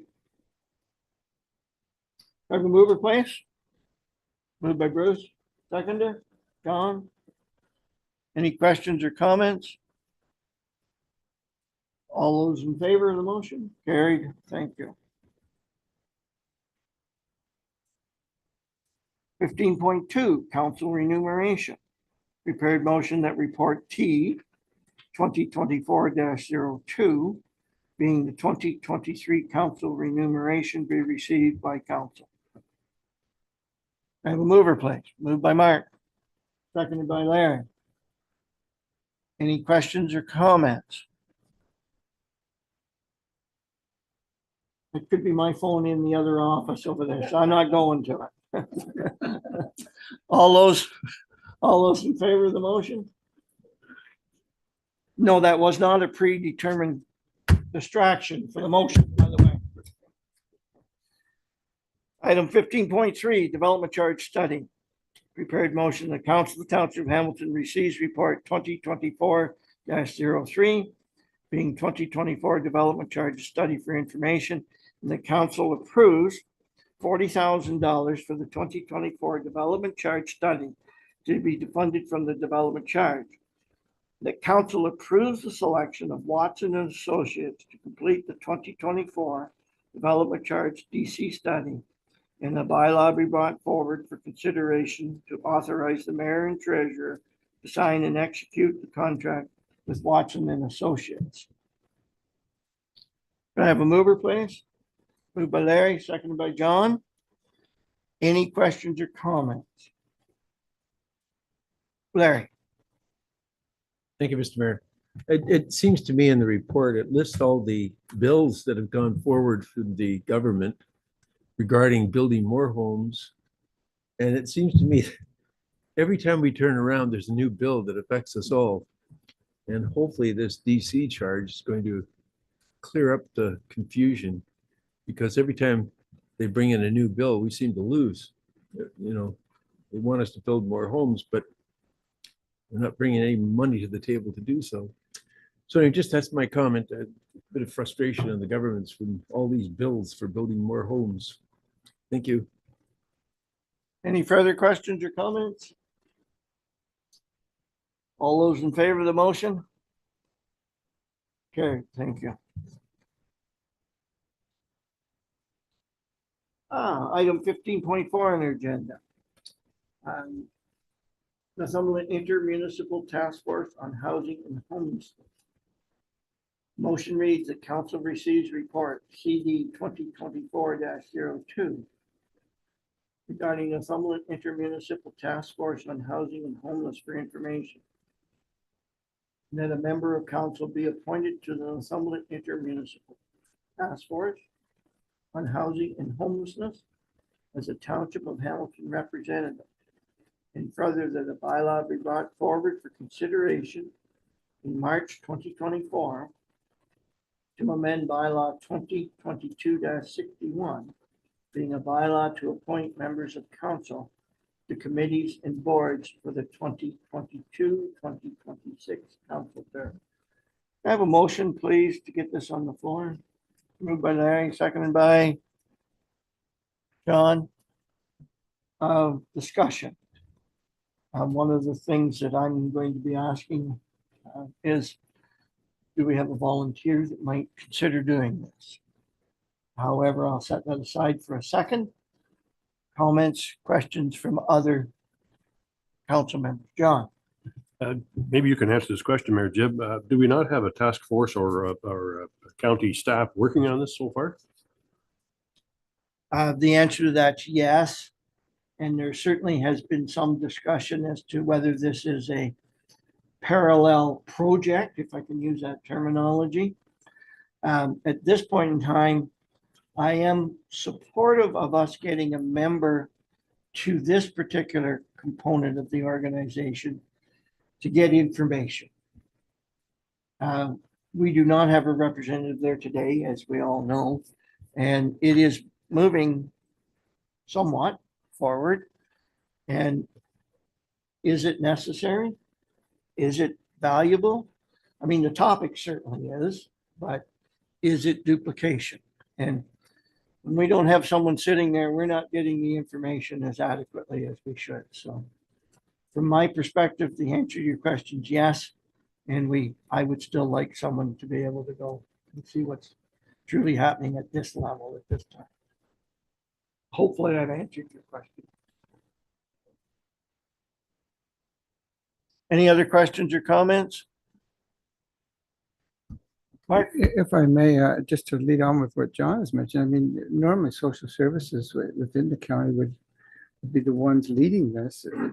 Is that the case here, or is this just the municipalities getting together and doing it? I'm not 100% sure I understand what we're trying to form here and where it gets its funding and where it gets its, who's going to listen to it? Does all this information go back to county council for them to gather their thoughts and put motions and so forth forward to improve, or is... I will start off, and I may defer this, or I will be deferring this to staff. This initiative was brought forward by a council member in the municipality of Brighton. Probably 6 months ago now. Other municipalities have had a council rep appointed. Well, I personally don't know whether there's actually been a meeting of this organization yet. And that's maybe where I'll stop. And Arthur, could I send this your way to maybe correct what I've said wrong, or certainly add to anything that we know above and beyond? Through you, Mayor Jib, you've characterized it correctly. It did come out of I guess, a discussion and a action from Brighton, where the councillors put forward concern over the issue, particularly some of the more developed communities in Northumberland County. They've had several appointees sort of put their name forward from the respective councils. And we wanted to make sure that our council was at least aware of this development and decide whether they wanted to also participate or be part of those discussions. As Mayor Jib had mentioned, we don't believe there's a meeting as of yet, but we're obviously monitoring it and looking forward to seeing if any result comes up about it. There is the potential for duplication, but I believe this one the other committee has a more staff engagement and staff involvement. This one seems to have more of the council members bringing forward the issue and the discussion within their respective communities. So again, we brought it forward. We'll make sure you're aware. If you want to participate and be part of that process, want to make sure you have the opportunity to volunteer, and we bring your name forward from it. Any other questions, comments, Mark? Just to follow up on that, I mean, the county normally looks after this end of it, and to have a separate committee, not sure where it's reporting to. I'm not sure where it looks like they're going to call upon county council to look at their recommendations. I presume that's what they're looking at, Arthur. Am I right with that? I believe that's correct, Mayor Loveson, or Councillor Loveson. So it would go, all their reporting would go to county, and then the county would make would either yay or nay the recommendations are presented. Either through you, Mayor Jib, either through actions the county can take through the various departments, or supporting the local municipalities in their either financially or policy and positions back to the province. Okay, thank you. Go on. Yes, I thought I'd find that section. I just looked it up here now. It seems more broad-based than what we're actually dealing with here. They want to know what the safety impacts of the community, the well-being of tourism, economic development, and much more. I think that's going a little further in depth than what a counselor should be there for. I think there should be other, if there's going to be go to this extent, there should be other people from economic development, there should be a person there for tourism. There should be, all aspects of the municipal structure. And I believe in Mark is being fair to what Mark's saying, it's right. It's the county level that should be doing this. They have all the accessibility to all the agencies and everybody that's there to assist them in forming this group and make sure that things are put forward appropriately if you're looking for public input. As a counselor, I'd have to go out and have public tell me what they feel and how they feel. I can't just sit there and say, okay, we should be doing this, should be doing that. This is a public forum. This is not a council forum. This is a public forum as far as I'm concerned. The county should be involved in it. Thank you, John. Any further questions or comments? Mark? One or two more here, Arthur, if you don't mind. I mean, I'm not even sure who's taking minutes and notes and so forth. And do we know that at all? And is your staff involved at all in this? Through your Mayor Jib, I don't have any of that information at this point, other than some of the names of the appointees from the respective communities, members of council at this point. Just members of council? No That's my members? understanding so far. I have nothing further at this point, but I could explore that with contacts to the county if that's helpful. I think it would be before we moved on with this, because I mean, is there members of the public involved in this? Is there members of other agencies involved in this? Because I mean, obviously there's agencies out there that can speak a lot better than any councillors can. I mean, we would know within our own area what some of the problems are, but when you get into major towns like Cobourg and Port Hopes, I mean, there's agencies within those that they're quite complex, and they have input that we'll never be able to supply. So I would like to see us defer this, at least for we get some more information at this point. That's my thoughts. Hey, just any other questions or comments? Larry, I have a question and comment as well, so please go ahead, Larry. My only comment is that, through the physicians recruitment, we sort of touched on this issue. There's too many organizations and groups within the county that are involved in this, and it doesn't seem to be anybody's getting a handle on it. I asked the question of our emergency services, do we have a homelessness problem in the township? And the question would be not a visible one, but we do have homelessness. And that's something that we've got to deal with. But I think from a county's perspective, there's so many agencies within the county that nobody is taking the ownership, really. I know the county has taken on 310 Division Street as a transition house, but there's issues with that. I mean, the issue is that nobody is really focused on the problem as a unified solution and to really understand it.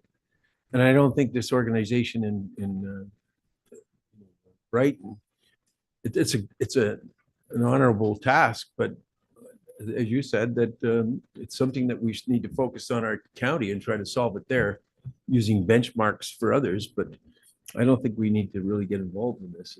Stay within our own context and try to solve it. That's all I've got to say. Thank you.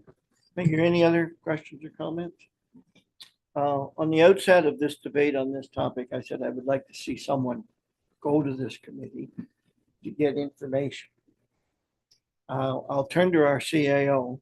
Arthur, is there a good opportunity to monitor this and get information outside of us appointing someone to a committee like this? So through Mayor Jib, we meet regularly as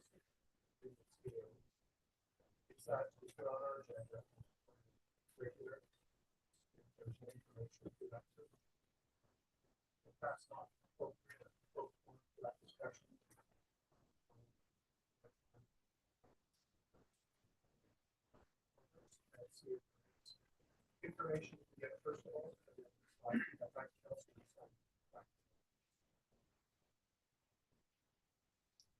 Thank you for that. I can reflect on my previous comments ever so slightly, but I won't. Any further questions or comments? Okay, we have a motion.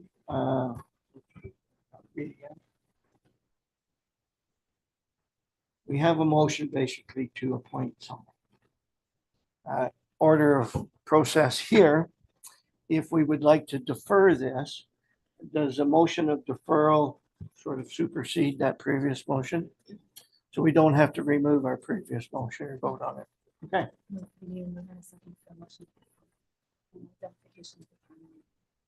Okay. I believe we all heard that, although the mic wasn't necessarily in the right direction. Do we wish to have a mover and a seconder for deferral, identifying a timeline for the deferral? Moved by Mark. I'll make it so that it comes back at, with next month's, are you meeting? Through. The next meeting will be March. Is it beginning of March, or would you be able to report? Mid-March. Might be after our council. So I would say till the, at least till the April meeting then, we'll do it till the April meeting to make a decision. Okay. And motion to defer until April for consideration. We have a seconder, John. Any further questions or comments to this motion? All those in favor? Carried. Thank you.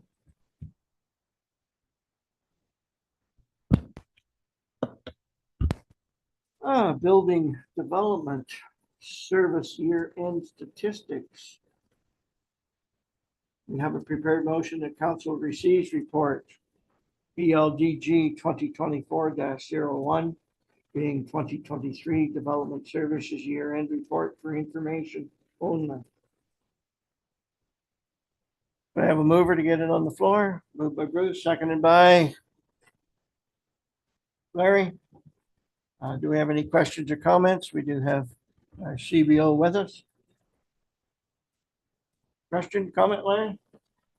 Yeah, just to talk to Tim about the statistics, you know, I guess the question I have is that with the interest rates rising and not falling that greatly, as I understand today, do we see further decline in our applications for building permits, or is this sort of a trend that we see over the years that they go up and they go down and they go up again?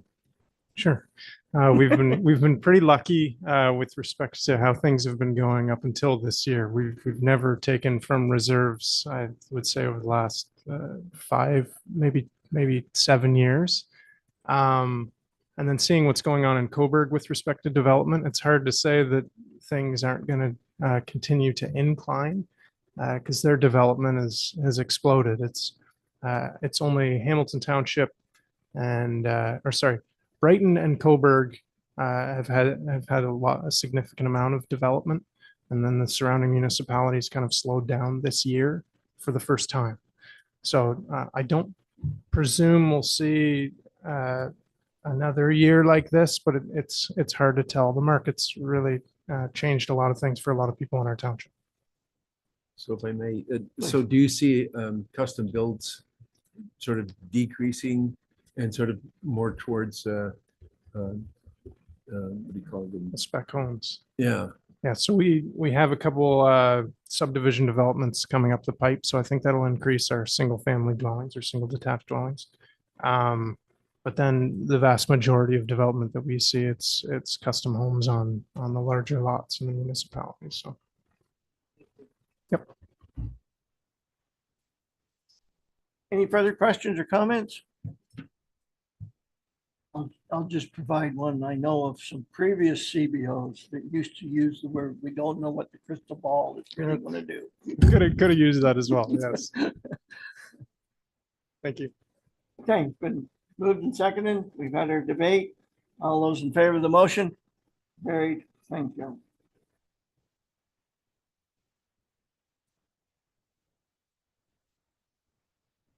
Okay, item 16, emergency services. We do have a contained report and we do have a prepared motion. The council receives report PS 2024-01, UMA 17 lifeboat purchase for information. The council approves the selection of PPE Solutions to provide the UMA 17 lifeboat for $49,801 plus HST. And that the bylaw be approved to authorize the mayor and treasurer to sign and execute the purchase with PPE Solution. And we do have our fire chief with us today. Do I have a motion, please, to get it on the floor? Moved by Larry, seconded by Mark. Any questions or comments for Mike? Please, Mark. Mike, can you just tell us, I'm not sure what we're getting for 49,000. Can you tell us a little about it and what it is and what size and that kind of thing? So we had the discussion at budget time. It's consistent with what was in the budget package. It is the Yuma 17 rescue boat, complete with 25 horsepower Yamaha 4-stroke engine and trailer. The design of that boat is such that it becomes an ice rescue vessel as well as an open water vessel that is completely carryable by 4 members. So for remote access and to assist us specific more to the ice water, ice in, ice out. I think we had a true appreciation. And I know we've had discussions today about even the roads department with half load. I think we had an appreciation of what we're going to face in years to come with Rice Lake and the ice. So we have had one call for service so far for someone that went through the ice. They self-extricated. I did see 2 more reports on social media this last weekend of people and 4-wheelers going through the ice. So this helps us enables us to perform that rescue. But again, to clarify, is not to preclude the actual rescue boat that we're looking at for 25. So as I understand in conversations with Chief Dawson with A&H, they're looking at the same type of boat at the other end, stationed out of the Roseneath station. This would be stationed out of our Bewdley station and would be towable by a pickup truck and literally can be picked up and put on the ice or in the water by 4 firefighters. When you look at the rescue aspect, the other, I guess, benefit of this is that it keeps our firefighters in a vessel as opposed to actually going out into the water. So one of the other big things that we transition in the rescue world is the technical aspect of this. It actually precludes one of the more technical pieces where we have to certify all our members to actually do water entry. So that rescue will be done from the boat itself. So actually is less dangerous, if you can call it that. Still very dangerous work to be out there and performing that rescue, but equips our firefighters with the ability to do that. The other problem we have with Rice Lake is because of its length and width, maintaining a shore base on rope rescue as described in section 21 as a mandate of what we have to have, that becomes very difficult in the ice conditions that they are. So you're tasked as an incident commander to establish what they call safe ice. So you can appreciate you can pull several hundred feet of rope out to an extent where you can't go any further and you have to move the rescue team out. With a boat designed such as this, that's not required. The boat goes out and does the mainstay of the work. I don't have a lifespan on it because we've never had one, but I don't see this being, it's going to be a 15 to 20 plus year vessel because of the minimal use. It's minimal wear points. Montreal Fire is using, I think, almost 10 of these in the Montreal River. That's where the concept come from. And the other piece to this is that all of the aspects that we use ours in are what we call static water or don't fit the bill for any moving water or fast water, swift water. So I think it's a best solution for us, both to equip our firefighters, also help out in the training, and then provide that service to the public and the users of the ice. Any other questions, John? Yes, through your Mayor Worship, Mayor Jeb, geez, your worship. Oh, God. Even I'm getting tongue tied. Oh, maybe I didn't drink water. One I want to ask you, if there's been discussions with the clerk. collaboration with the Alma Coleman Fire Service. We have a service agreement with them, do we not? Like all services have an agreement with them that you kind of overlay if you need assistance, you're there to assist them? So the official one that was brought to council at the end of last year was for the quote unquote chief's position or to assist in times of need. We're in auto aid agreements right now for reciprocating services. And then we have an informal one under the Rice Lake agreement. So what we started last year was we started the 3 north stations. So our 2 stations out of Bewdley and Harwood, and their north station as a Roseneath. So any calls that were either, regardless of geographical boundary for the townships, we're responding together in the south end. As part of this whole program, when the training and the rescue team, if I can call it that, and the vessels, we'd have to formalize that agreement and bring it back. But loosely to yours, yes. Does it need to be formalized? Also, yes. Okay, so my next question is if let's say discussions fall apart within Alma Coleman and they do not receive their vessel, then does that mean that Hamilton Township will be sharing that vessel with them periodically? The only way that would happen would be if we did it under a reciprocated mutual aid agreement. So just like any type of special requestment. So I'd liken that to, maybe the need of us needing an aerial from Port Hope or Cobourg, we have the right to access that. I think if we truly go down that road, Councillor Davidson, I think we would be looking for return on investment on that. I mean, the whole idea of this was that we got in it together, and even with the response model, under each and every one of those agreements, we have the right to review them annually.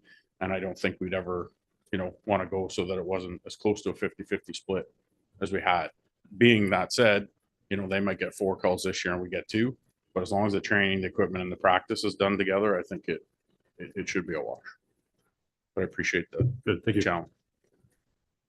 Any other questions, Bruce? Yeah, just for clarification, Mike, so you indicated that this could be used for ice rescue?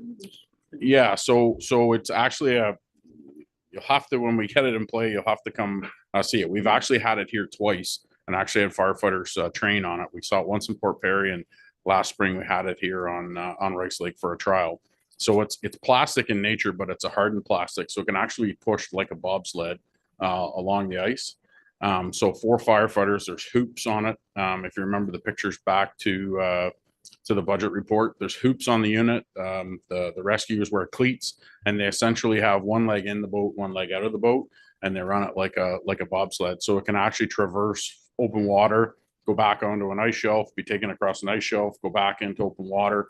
And I think that's the piece that we really see could be of value in a year like this. Even if you paid attention this year to where our ice formations went for our gaps and our cracks this year, 25 years of me watching that lake, I don't remember them forming like that. So we actually have a pressure crack in Bewdley that runs right from the government dock to the park. I've never seen that one.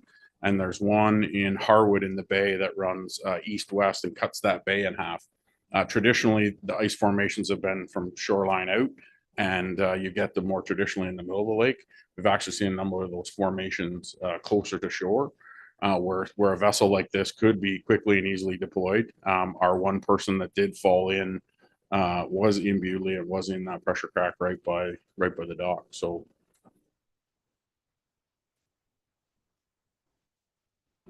Bruce, yeah. Just say with the weather conditions that we're having, I can't imagine this kind of thing is going to be needed any less. And when you see people out on the bay sitting fishing and there's open water between the shore and them, it's a kind of scary situation. yeah, I think the challenge comes back to, and we're probably going to discuss this for some time over the next few years as we continue.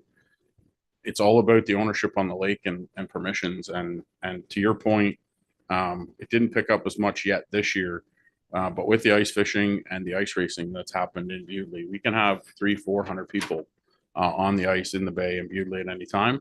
I don't know whether it did get off the ground this weekend, but there was scheduled official sanctioned racing to happen this weekend at Golden Beach. So I think there's an interest in the winter sports. Some of that I think also come out of COVID.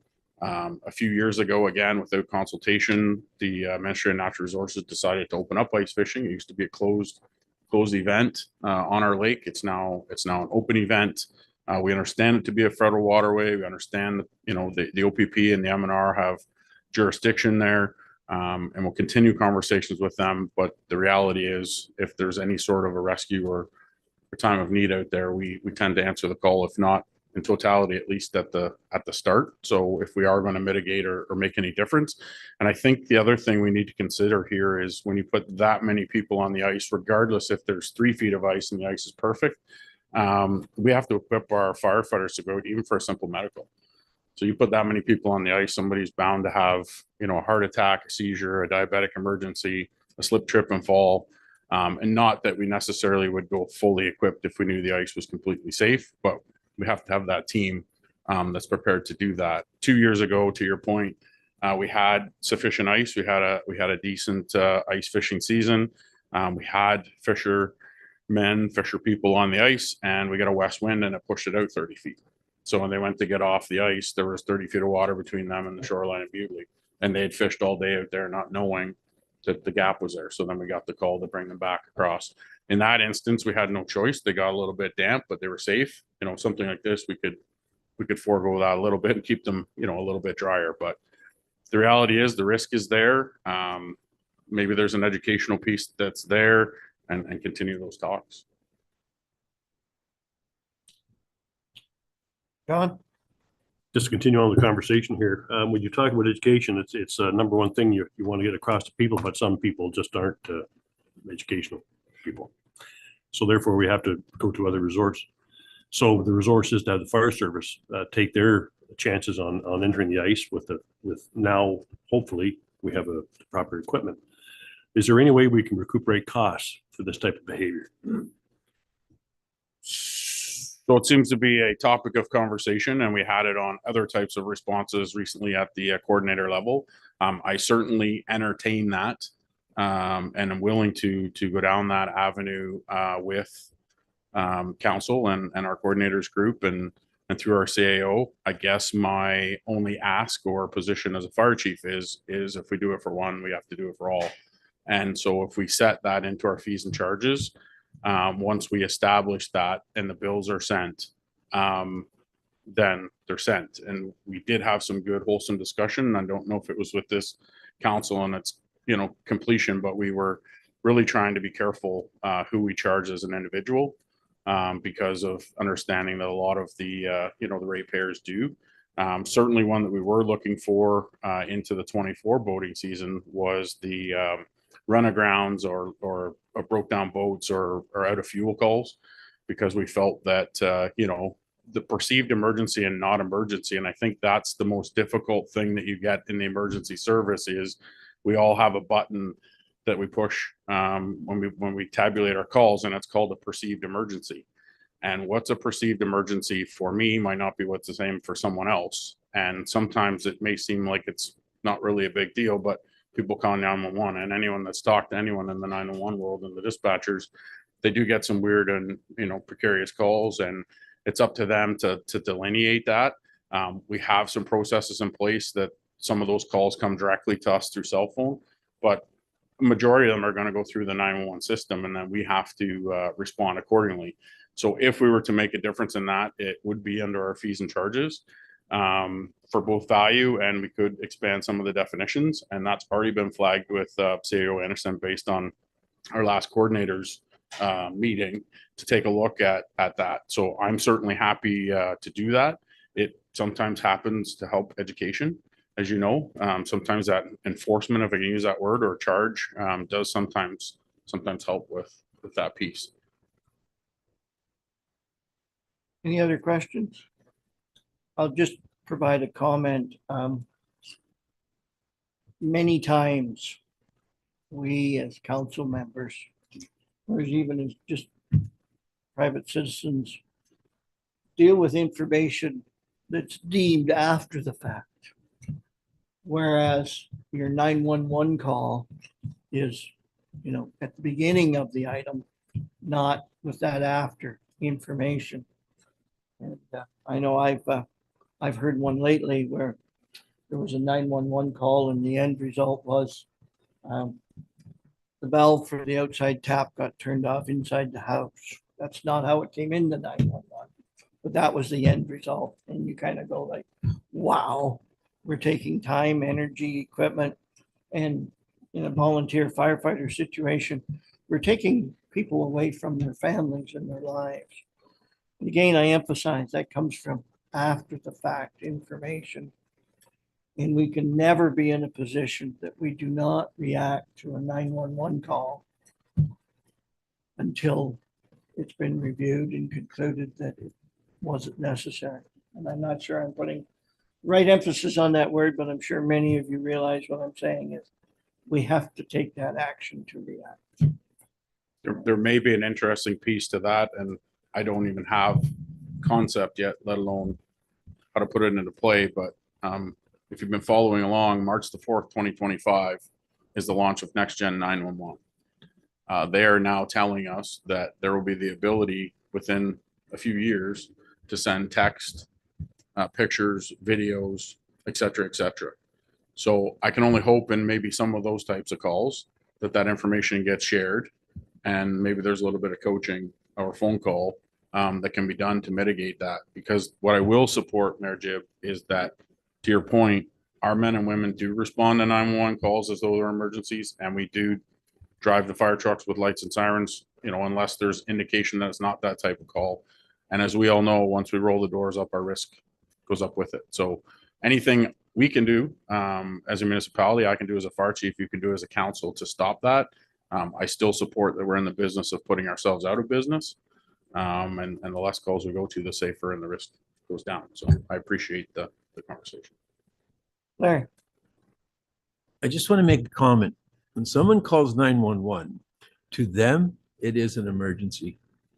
And they're not there to try to figure out what's not an emergency. And, I caution people to say, we shouldn't have gone to that call afterwards. Well, we shouldn't have, maybe. But when that person called, it was an emergency for them. And you can't start second guessing them. I think the best example I have of that, Deputy, is the boat calls. So we have people that are out on the lake and they run out of fuel. For most of us in the room, we probably have a handful of people that we could call to say, hey, bring me a jerry can of fuel. If you're not in that position, then you have to take some means to get yourself in. And although we could say we're not going to those types of calls, what if that person decided, well, the shore's right there and I can just swim that 100 feet? And you can play the rest of it out how you want. So I think, to your point, I appreciate the comment. We do respond to them as though they're serious. We defer and deflect as many of them as we can, but I also don't think they're going away. I think as we move forward, probably those nuisance calls are going to be, a large piece of our business. And we're also having conversation about the medical demands. And while I have a second, and I know it's a council meeting, but I'll steal a second to Larry's point when he asked about the homelessness piece. I don't believe that there's a true homelessness issue here, but we do know from the doctor shortage and the medical calls that we're responding to that our numbers are on that incline. And I believe as a fire chief, there's a direct correlation to the socioeconomic, what's going on with the doctoring and the number of responses that we have. So. True enough. Any other questions for Mike? We've debated here long enough. I just want to confirm with our clerk that we do have a motion on the floor. It's been moved and seconded, and we're now ready for the vote. All those in favor? Carried. Thank you. Moving on to communications, and I think there's going to be a couple items pulled here, but we'll start off with the motion that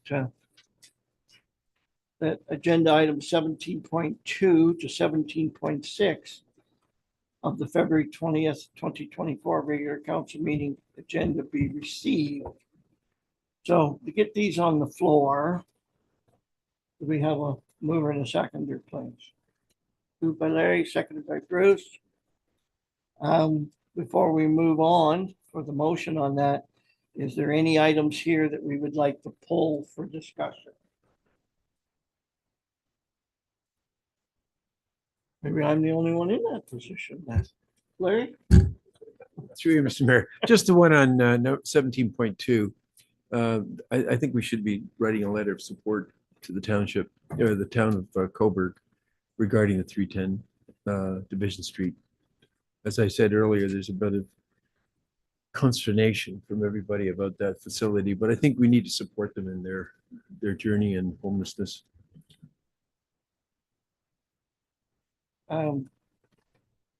Process here. Do we make a motion and deal with that item as it's been pulled at this point in time?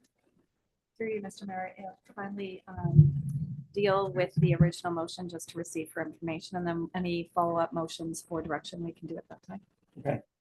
So I'll correct myself then and say we have a motion on the floor to receive for information. It's been seconded. All those in favor of that motion? Carried. Thank you. Now we can go back to pulling items. Okay, Larry? Do you want to make a motion on 17.2? Yeah, I make a motion on 17.2 that we send a letter as, you know, in support of the 310 Division Street in the town of Coburg. I think it's important that we support that transition house. Thank you. Okay, do we have a seconder to that motion? I think we need to legally get a seconder on there. Seconded for discussion then. Art, go ahead. I read this motion a couple of times and maybe even 3 times, and I'm not 100% sure I understand exactly what they're asking or what they're hoping to accomplish. Do you understand it, Larry, maybe better than I do? And I'm not trying to be naive on it, but Oh, sorry. To you, Mr. Mayor. It seems there's, again, I talked about earlier, confusion. You know, who's going to take the responsibility under their guidance? And I think what they're trying to do is to try to get the town of Coburg to take some responsibility for 310 Division Street. But the county has purchased the building. And so I think the town of Coburg is looking for some support in that we support them in what they're doing to sort of solve the problem of homelessness in the town of Coburg. That's as far as I got, but If you have a follow-up to that, feel free to go ahead, but I have a different response heading in a different I'll direction. let you go ahead. Maybe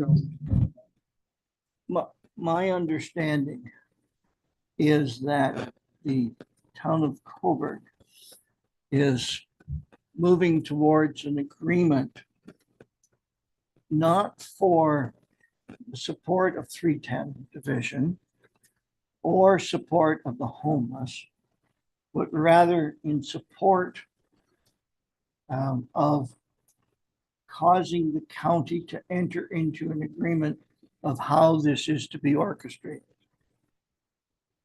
and who would be responsible for what in relationship to the project being there. So it's not support for it being there. It's a request for us to support Coburg in the process of causing the county to enter into an agreement with Coburg. And I have a different thought process at the end of that, assuming that to be correct, that I believe that this is a topic between the town of Coburg and the county of Northumberland, that we as Hamilton Township would, through our process and membership or council member to county council, would be there to vote on all of the information rather than a portion of the information, which is what we are presently in receipt of. So I'm actually not supportive of this particular request at this point in time. I think it's one-sided. I think it's incomplete. And it may even have inaccurate components. And I personally, I believe that when I go to county council, it'll be my responsibility to deal with all of the facts, all of the information at that point in time, not now when it's incomplete. Arthur, I turn to you on many of these occasions. Again, I would ask for you to correct anything that I may have said wrong, or certainly to add to something that I have not said. If you could, please, Arthur. That's a good one. Thank you, Mayor Chip. But I think you've characterized it correctly. The township is represented by our mayor or as an alternate through alternate appointee on county council for issues that come before the county. And yes, it appears though the town is looking for, I guess, broader support from area municipalities in those negotiations, discussions with the county. But certainly the township's interests will be presented via the mayor at any agreement or any discussion and debate at county council. Any further questions or comments? Mark? Yeah, that's kind of what I thought that's how I interpreted it also. And that's why I was wondering whether us supporting this, we were really supporting the homelessness and the 310 Division Street proposal, because I mean, it looks to me like the town of Coburg really wants to enter an agreement and have them kind of look after it, kind of thing, dealing with their bylaws and so forth, dealing with those that are out on the street, loitering and illegal drug use and that kind of thing. So I think there's kind of two different scenarios here, where one is the county having the building and maintaining it and looking after it. Then you have the town of Coburg looking at enforcement of their bylaws and laws within the town of Coburg that in dealing with people that go within that building. So, and I think they're looking for help from the county in doing that enforcement, from what I gather, and maybe I'm wrong with that interpretation. That's kind of how I read it, but I wasn't sure. And I thought us supporting this would be maybe something that we're kind of overstepping our bounds and letting Coburg, maybe Coburg and the county should be working this out, not just ourselves. I don't believe the intent of this letter is to support the idea of this being a homeless shelter or a transition house, whatever the nice terminology or proper terminology is. That's not the intent of this letter coming to us. The intent of this letter is to have us support the town of Coburg only, without that additional information from the county or any other source at this point in time. And that makes me feel uncomfortable. It may be the end result. That's what we do, but it's incomplete today. And I suggest that it be received for information at this time as we had originally on the motion. Do we have a follow-up, John, question? Just a comment, Mayor Jim. It's just the fact that I believe Mark's right where he's coming from, and so are you. And I think the biggest thing here is the fact that these are wants that Coburg would like to have, and these are negotiations they should be having with the county, not at our level, to have us support them. We for costs for policing and costs for this and costs for that, that cost may fall back on us eventually. So we have to be very cautious how we approach this issue. And I think it's relevant that we send this back and defer it back to Coburg and say this between you and the county, not other municipalities right at this point. Thank you, John. Larry?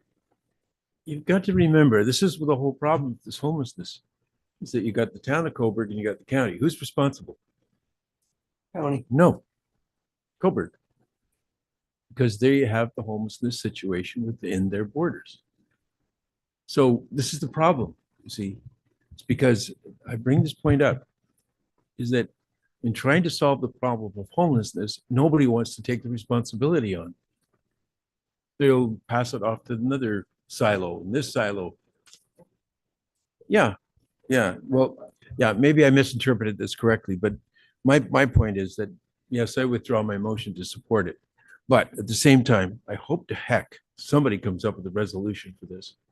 Quite honestly, my son's been working with the homelessness through security. And there's a lot of Hamilton Township residents down there. Very sad to say, so we say we don't have the problem, but our kids are getting down there. They go there because that's where it is. So anyway, that's my comment, and that's all I got to say. Thanks. In that submission, Larry, did I hear you say you're withdrawing your motion? And we had a seconder. Are we in agreement there? Okay, so we're back to receiving this for information at this time. It's where we are with 17.2. Did anyone want to pull 17.3?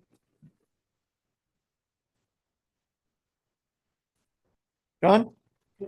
Clarification, Mayor Jeff. I know I had to read a lot of articles here that Enbridge has put out. They're basically saying that the Energy Board is going to basically, by a certain date and time, going to get rid of all natural gas within its system, or just not for new builds. I'm getting kind of confused because what you're reading, what they're proposing, and you kind of go like, well, where are you coming from? So John, I can only say that's what I read too. And I don't know whether we should take a vote in the room of anybody that read it to see if that's the proper conclusion or not, because it makes no sense to me. Does anybody else have a comment? Did any staff get a good chance to review this to see if I'll defer it to John if John's thoughts is correct or incorrect? Maybe we need to defer this until we get a better opportunity to understand. Well, I'm just concerned that the Energy Board has come forward and said that they don't want any more new builds to have natural gas. They want to deplete the natural gas supplies in the near future. And I'm thinking, you have millions and millions of homes that are on natural gas in larger centers, and we even have some in Hamilton Township. And you're going to all of a sudden tell them they can't have natural gas anymore because of the environment? Be nice to know what the alternative is. I'm not seeing it. Larry, you want to provide comment? No, I just thought the issue was that from Enbridge's point of view is that they're going to switch over the fact that if you want natural gas, you have to pay for it up front, not transitioned over a number of years, which made it more affordable. So sure, you can have it, but you're going to pay it up front for the installation cost, which is about $4,000 or something like that. So I don't think they were saying they want to get rid of natural gas. You're saying instead of paying for it over a sustained period of time, you're going to pay for it up front. So their issue is that people won't be able to afford to install it at the beginning or whenever they wanted it. We could probably debate this for quite some time. We've got it pulled. Could we send it back to staff to get a little overview and very short report as to what the intent of this correspondence is? Would that be okay? For you, Mr. Mayor, I was just messaging Sue and said we can invite the person who wrote the letter to come and clarify for council. Would we like to do that? Do we need a motion to that effect, or is that okay on its own? I'll just take correction.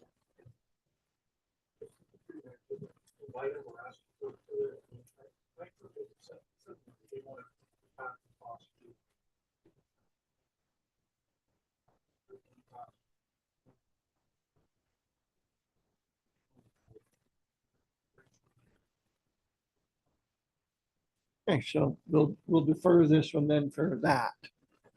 All right. I agree with you, Arthur. It's not Enbridge wanting to charge them up front. It's the government wants them to charge up front, right? Is that correct? Through OMB. Yeah, thank you.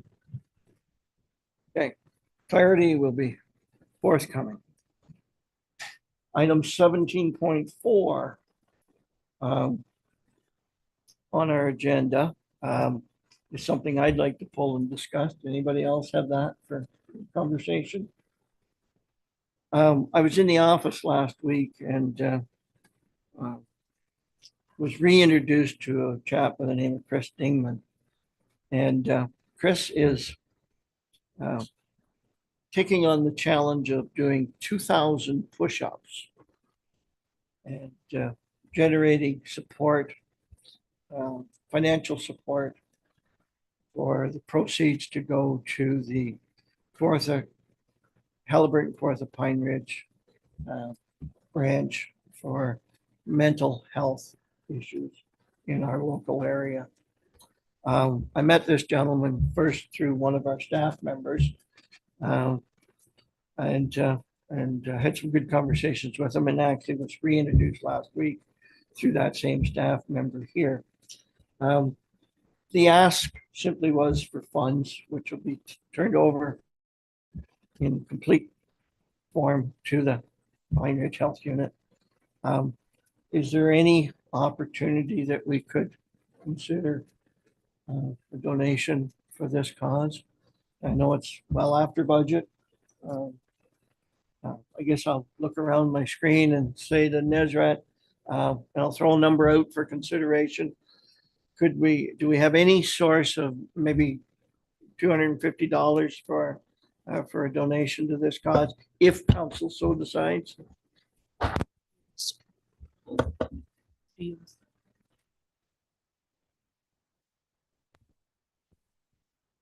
To you, Mr. Mayor, yes, we do have that funding available in our budget.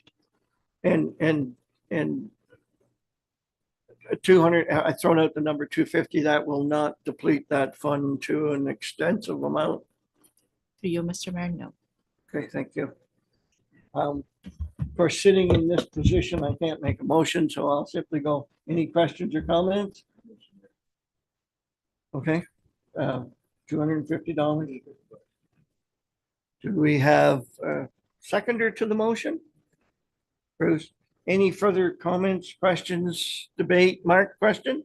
I just, I like the cause, don't get me wrong, and I like that that this fellow's doing what he's doing to raise money. Where I have a little issue is once we start with, and we're talking mental health this time, what happens if somebody with cancer comes in next time and somebody with another health issue comes in the following week? I mean, is this a one-time thing we're going to do, or I'm just a little worried of that, that's all. My own concern. Valid, very valid. I understand fully. Larry, did you want to provide a question or comment? Yeah, I hear what you're saying, Mark, but as the chief will understand, our calls for medical calls and suicides is a tremendous increase. You can see the statistics. And mental health for me is a huge factor. And if, for instance, I know there's other causes that are getting tremendous amount of coverage and fundraising. But, this is a specific individual who's taken upon themselves, who probably has, personal connection to this issue and has taken on the challenge. And I don't see why we wouldn't be wanting to follow up with that. But I hear what you're saying, but at the same time, this individual's made a tremendous effort to do something about something that needs to be done. Is the individual from the township? Actually, he's a resident of the town of Coburn. And by the way, he's scheduled to come for delegation in March. However, the fundraising opportunity closing date is before our March meeting. So. Yeah, as I say, I'm fully supportive of the cause, and I know the need for money, and I'll go along with this one, but after that, I'm gonna have to be very cautious on what we do for health and so forth, as far as supporting. Well, here you go. So we got a mover and a seconder.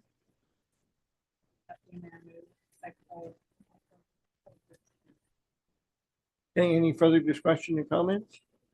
All those in favor of the motion? Carried. Thank you.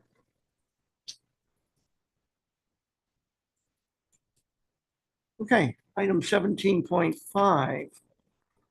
It's a letter from our concerned citizens of Hamilton Township in respect to communications plan open house.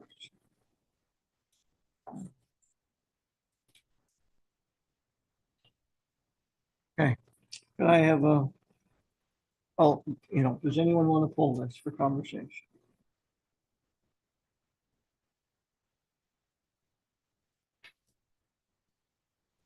Okay, I do.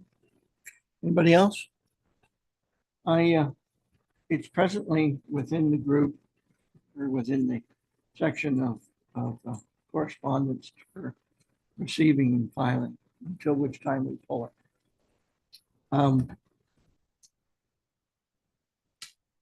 There are a couple letters that are sort of linked to this.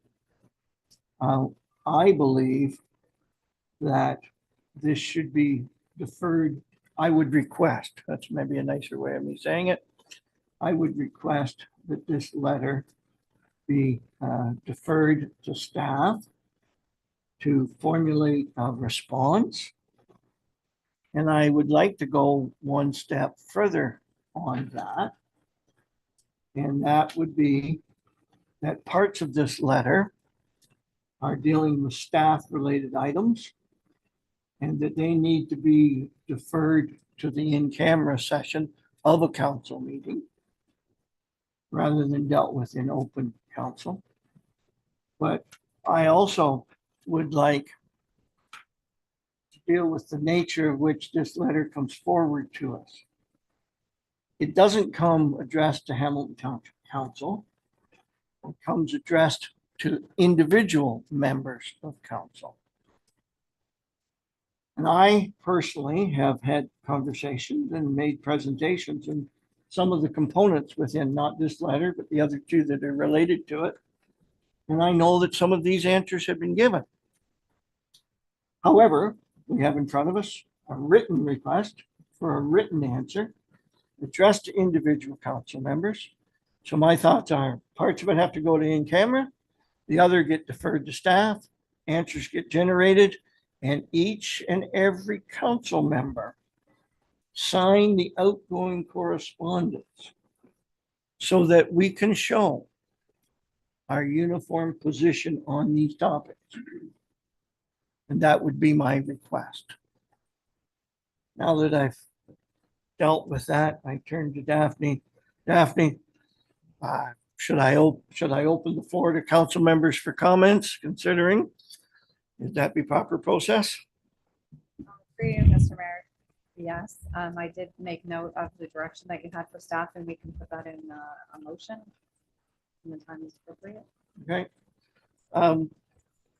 I open the floor to comments from council members on my suggestions. Larry?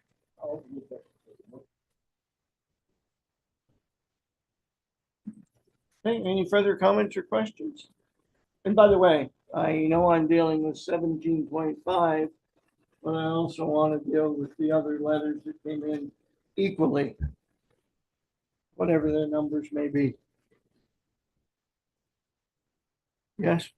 Make the comment. I mean, there's a number of questions here, and it's going to take a lot of staff time to do some of this.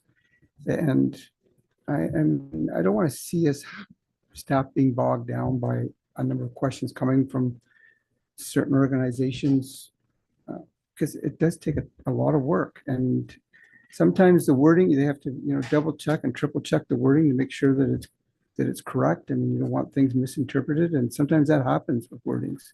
So I just think that, in answering some of these questions or all these questions, I think it should be, this is kind of our final time. Don't, if you want to ask questions, that's fine, but don't come back with a big list like this. I don't think that's fair for us or staff.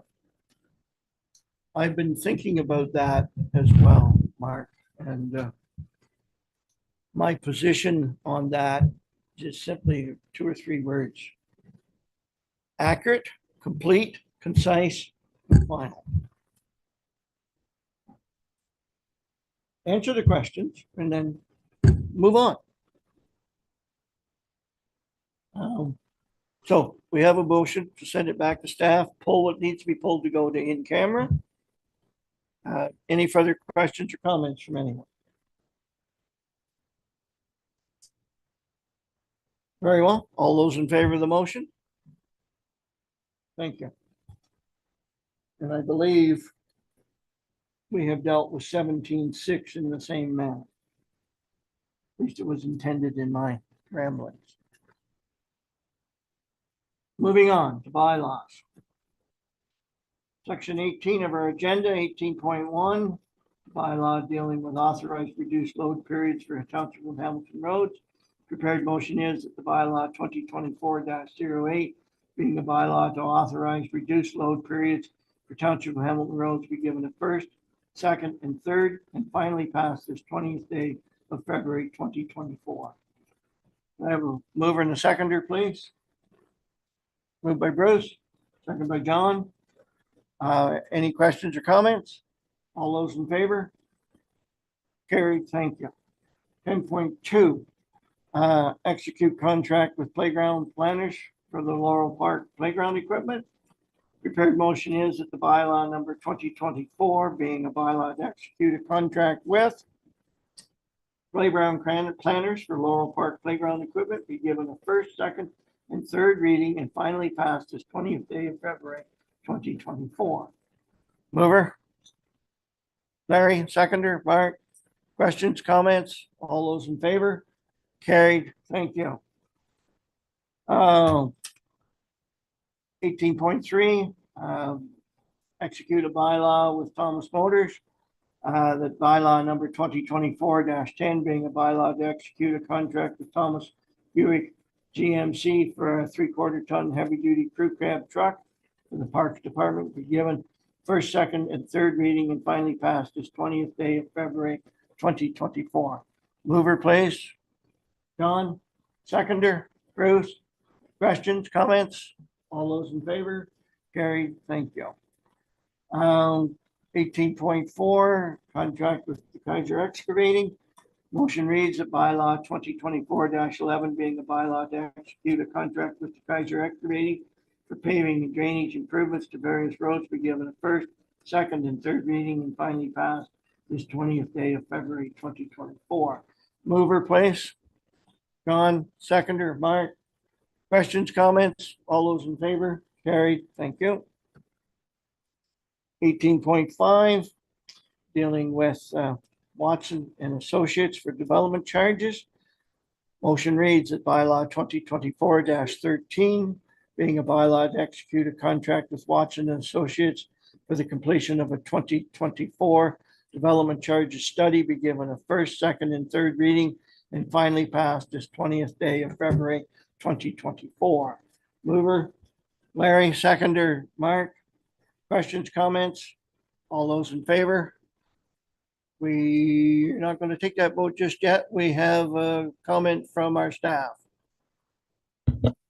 Through your Mayor Jib, just our treasurer has pointed out that the bylaw is referencing 2012 versus 2013. Just want to make sure the correct reference is made to the passing of the bylaw. So it's me that's reading wrong? It should be bylaw 20.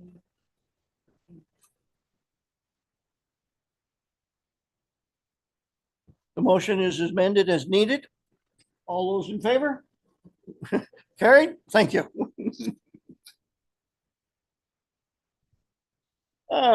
Notice of motions, none. Media questions. Anyone with us or on Zoom? Seeing none, we shall move into closed and we shall be having a recess. It's time, I think. Okay, 21.1, motion to move to a closed session to discuss matters permitted under the Municipal Act